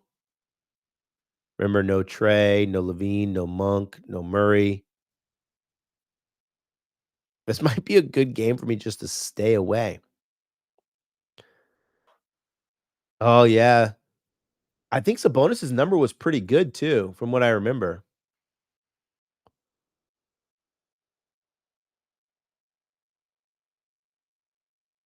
Oh, it's a little juiced now because his assist was at like 3.5 minus 125 this morning. Let's see what it is now. About the Sabonis.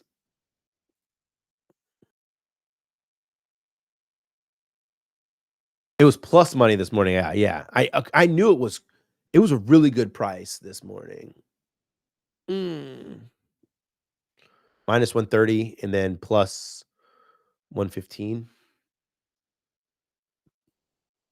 The bonus is a really good look. Atlanta versus Sacramento. I always think this is kind of interesting when you pull up the cheat sheets and you go and you look at like different categories versus different teams. And I'll go ahead and just say these like if anybody is interested. I'll pull up these numbers real quick for you, or for myself, I guess. So I'm the only person that can see it.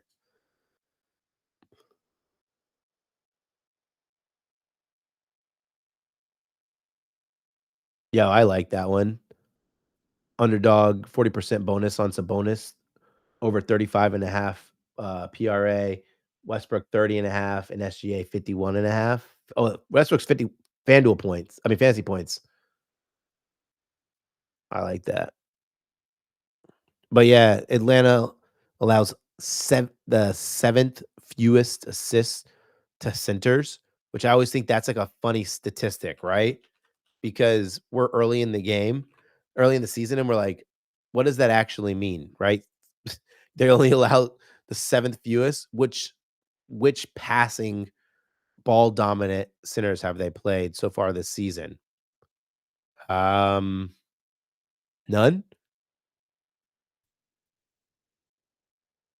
Yeah, they haven't played against any.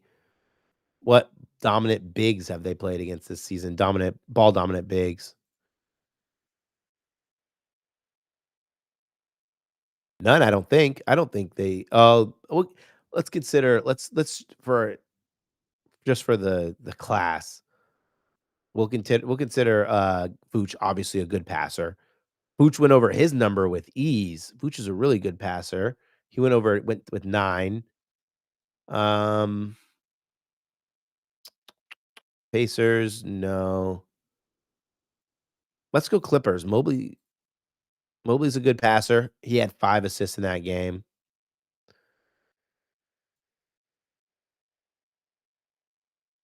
Zoo's a good passer. Let's go the Clippers. Zoo's a good passer. No, Zoo didn't have any passes in that game. And then, yeah, I'm gonna take Sabonis assists if I can find that minus 130. Where was that at?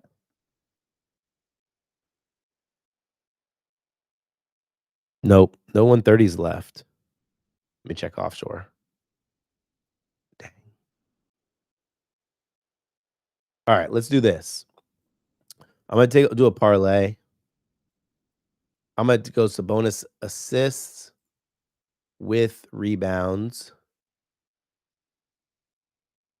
Let's see if I can do Sabonis 8 rebounds. That might be too low. I think this would be fun. This is fun. All right, here we go. Assists, 4+ assists. Domantas Sabonis. Rebounds. What's the best that I can get for Sabonis? Yeah, of course they're not going to give me that. That's kind of annoying. 10's fine, I guess. He's averaging what, 13 rebounds per game. Gone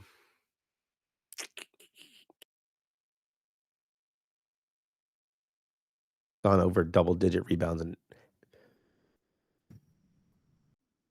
4 of the last 5. Yo, this is gonna be fun. I think this is gonna be fun. All right, here we go.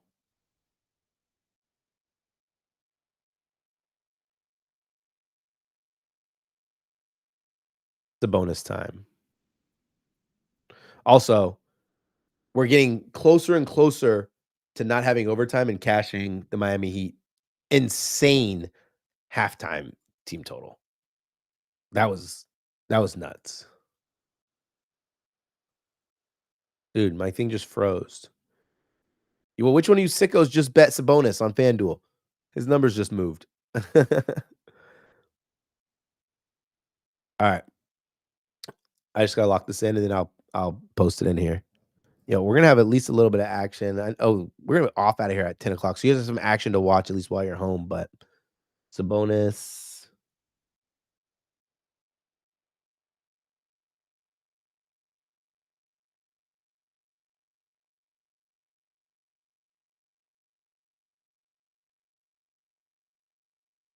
Dude, they're not letting me build it. There we go. All right, so that's Sabonis 10 plus rebounds. And Sabonis 4 plus assists. Minus 103. Oh, minus 113.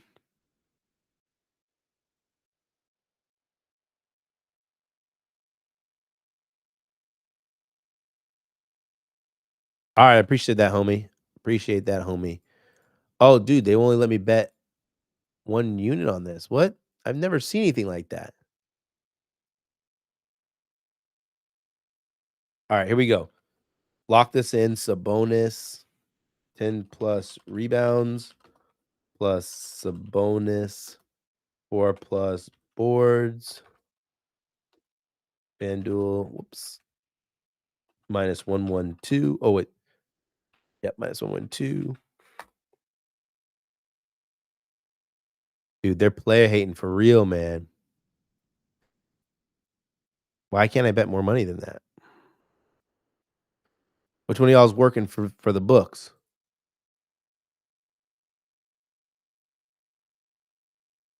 Yeah, I can change it.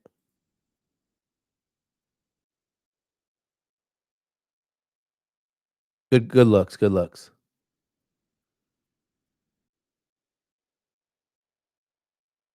All right, here we go. Oh, wait. Okay, I did that wrong.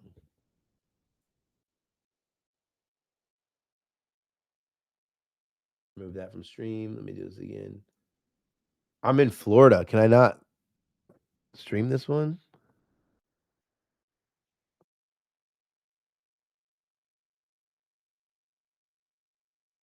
I'm looking for the Thunder game.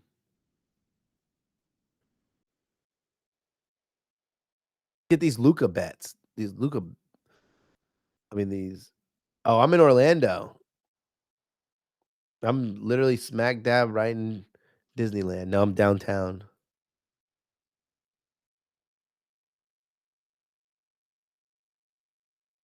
Thunder's on ESPN. Do I have to do something? Are we not allowed to do ESPN or I have to do something different? Yo, listen. Tampa is hands down one of my favorite cities. Like, without question. Sorry, y'all, we can't do that game.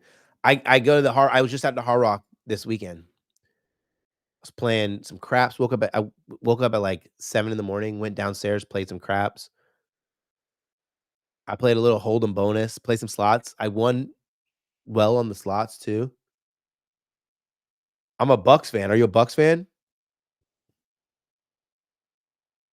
I'm excited to see. I love the Bucks, and so I went to the Patriots Bucks. I was pissed. I sat through the rain. Sat through the rain.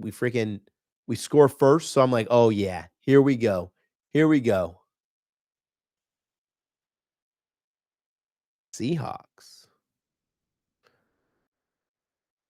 Okay. Dude, I want to cook up some more bets. We have what? 14 minutes to cook up another bet. Let's go. Let's just look at the live lines real quick.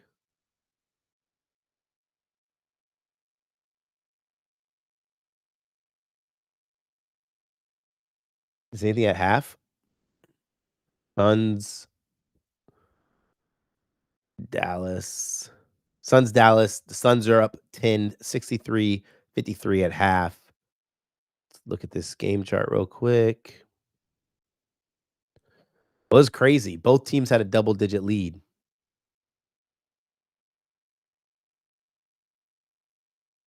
Yo, that's actually sick, though. Seahawks are fun.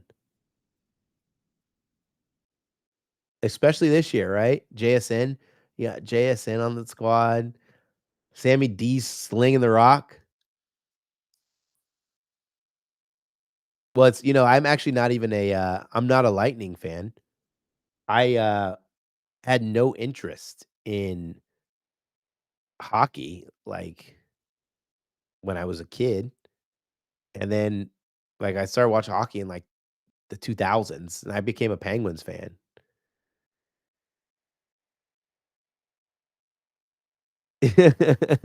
No, I feel that, I feel that. Yeah, I was, like, started watching the Penguins, and I love the Penguins. I go up to Pittsburgh, try to go up to Pittsburgh, like, once a year to go watch the Penguins play.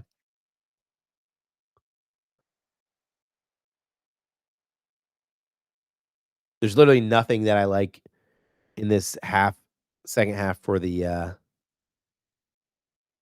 Suns game. I'm gonna go and see if there's any player props for that game. Y'all bet player props live?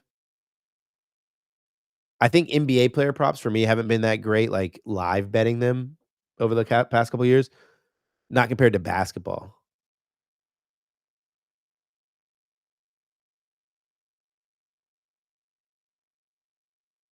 Yo, that's awesome. Oh, so you got the legends on there. My whole life I'd been a Bucks fan, but I was a Chiefs fan for a little bit. My cousin played for the Chiefs, and he got us into games, and we got to go like into the tunnel. And like being a kid, we can't get a national television on here. I can go back to another NBA TV game if you guys. I mean, another NBA app game. But yeah, I used to be a Chiefs fan. My cousin like would take me to like would let me go. He didn't take me; he was playing, but he would let me go in like the tunnel and stuff. And I feel like when you do those kinds of experience as a kid, you like really start to like the team. But then living in Florida, growing up, you didn't get much exposure to the ability to go to the games. Like when he stopped playing, I was like, there's no reason. So I don't know. Maybe it was just a clip or a flash. I don't know why, but yeah, they said we couldn't get them. Dude, I'm trying to pull up the live player props for this freaking uh Suns game, but it's not letting me. Oh, here we go. Wow. I think that was just my internet. I'm on the big screen. All right, here we go, Suns. Let's see if I can beat this here. Nah, I can't. I can't see it. Oh, that's cool. You guys can.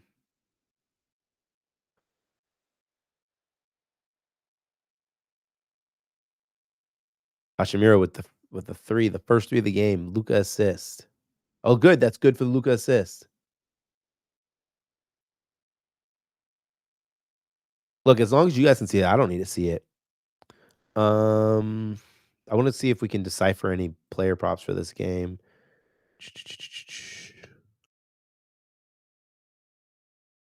Is it literally a Dylan Brooks shoot the ball like crazy day? He's already ripped 7 threes in the first half. He's 2 for 7 from three-point land, and I actually hate when he plays basketball like that. Booker's having a really efficient shooting night.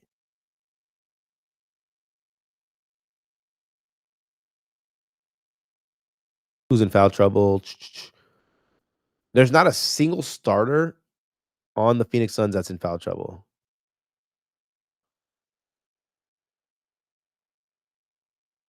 Cooper Flag, 3 for 9. Max Christie is 1 for 6.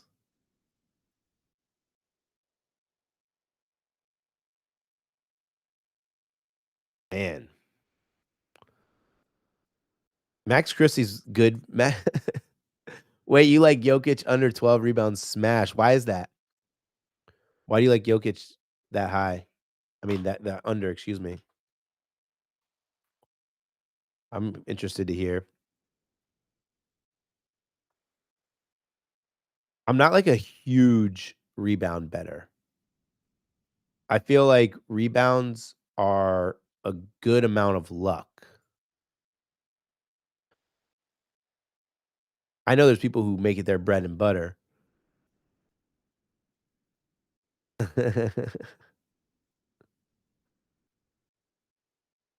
Dude, my live betting is not working.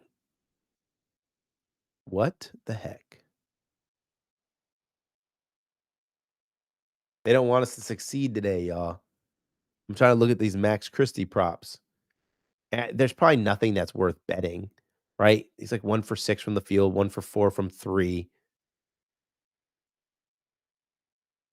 He played the most minutes though. Like that is telling. Oh, I misread that. Oh yeah, he's right. 1 for 6 from the field, 1 for 4 from 3, most minutes, no foul trouble.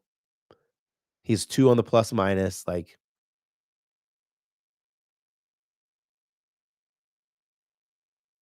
dude, what the heck? Here we go. All right. Live betting. I think we could get something fun for Max Christie. See what options they give us. Oh, it's because the second half already started. Phoenix Suns aren't good defensive unit either.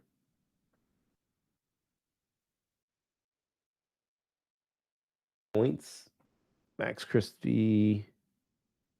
Max Christie is plus 112 for 8 points. What if, like, do they offer him just 2 made threes? Minus 179. Minus 172 is a pretty big number.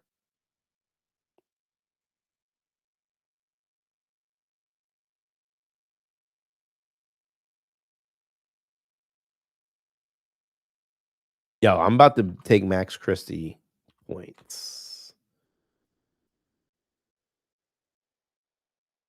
The volume's going to be there. He should play 30 minutes today. All right, here we go. How are we going to do this? He needs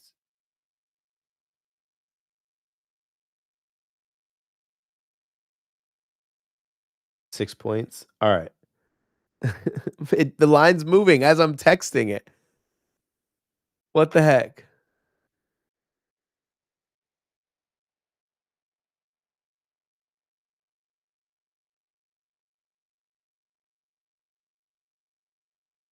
Oh, I realized that I typed in 10 plus rebounds and 10 plus boards.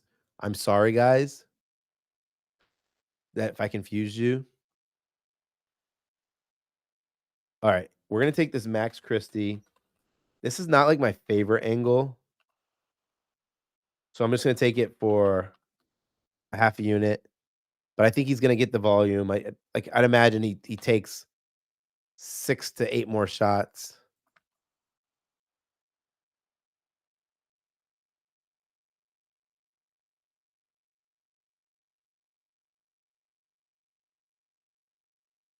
Man, his 2 plus threes is starting to get really nice. Like he's taking double digit threes.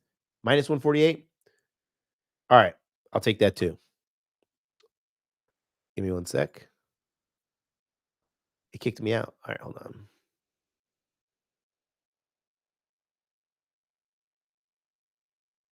Yo, Hard Rock is obnoxious.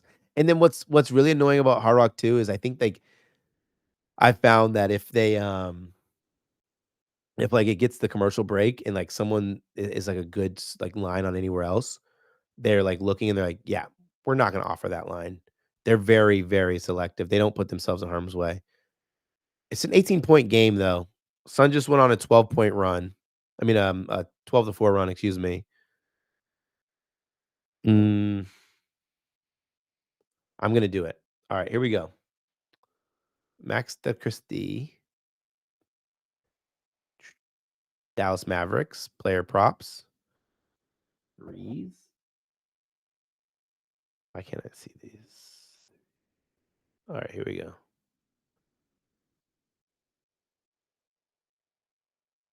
Max Christie, 2+ threes, minus 136. We just need them to keep it competitive until the fourth quarter so we can play 30 minutes. Here you go, guys. Max Christie. And that, you find that. Oh, it's minus 132. Whatever. I mistyped.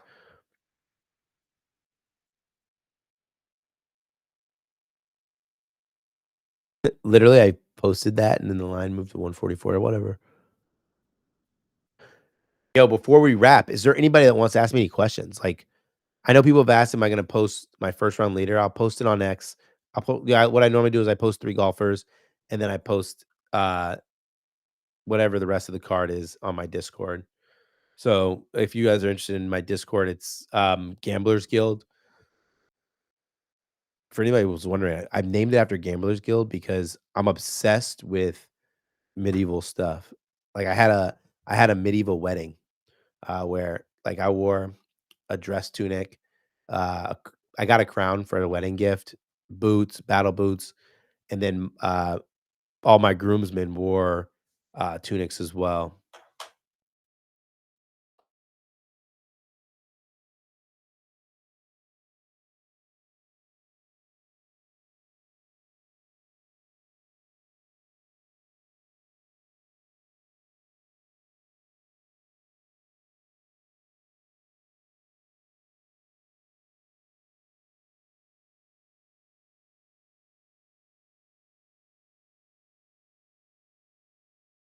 Yeah, that Max Christie line, we got pretty good value on it. Minus 137. Not bad. Dylan Brooks is 6 for 12, 3 from 8 from 3. Leading point scorer, too. That's actually incredible.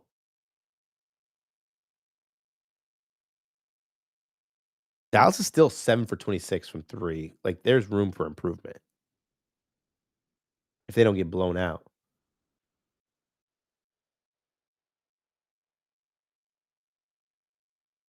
And if anybody's interested, I'll post my Twitter again one more time.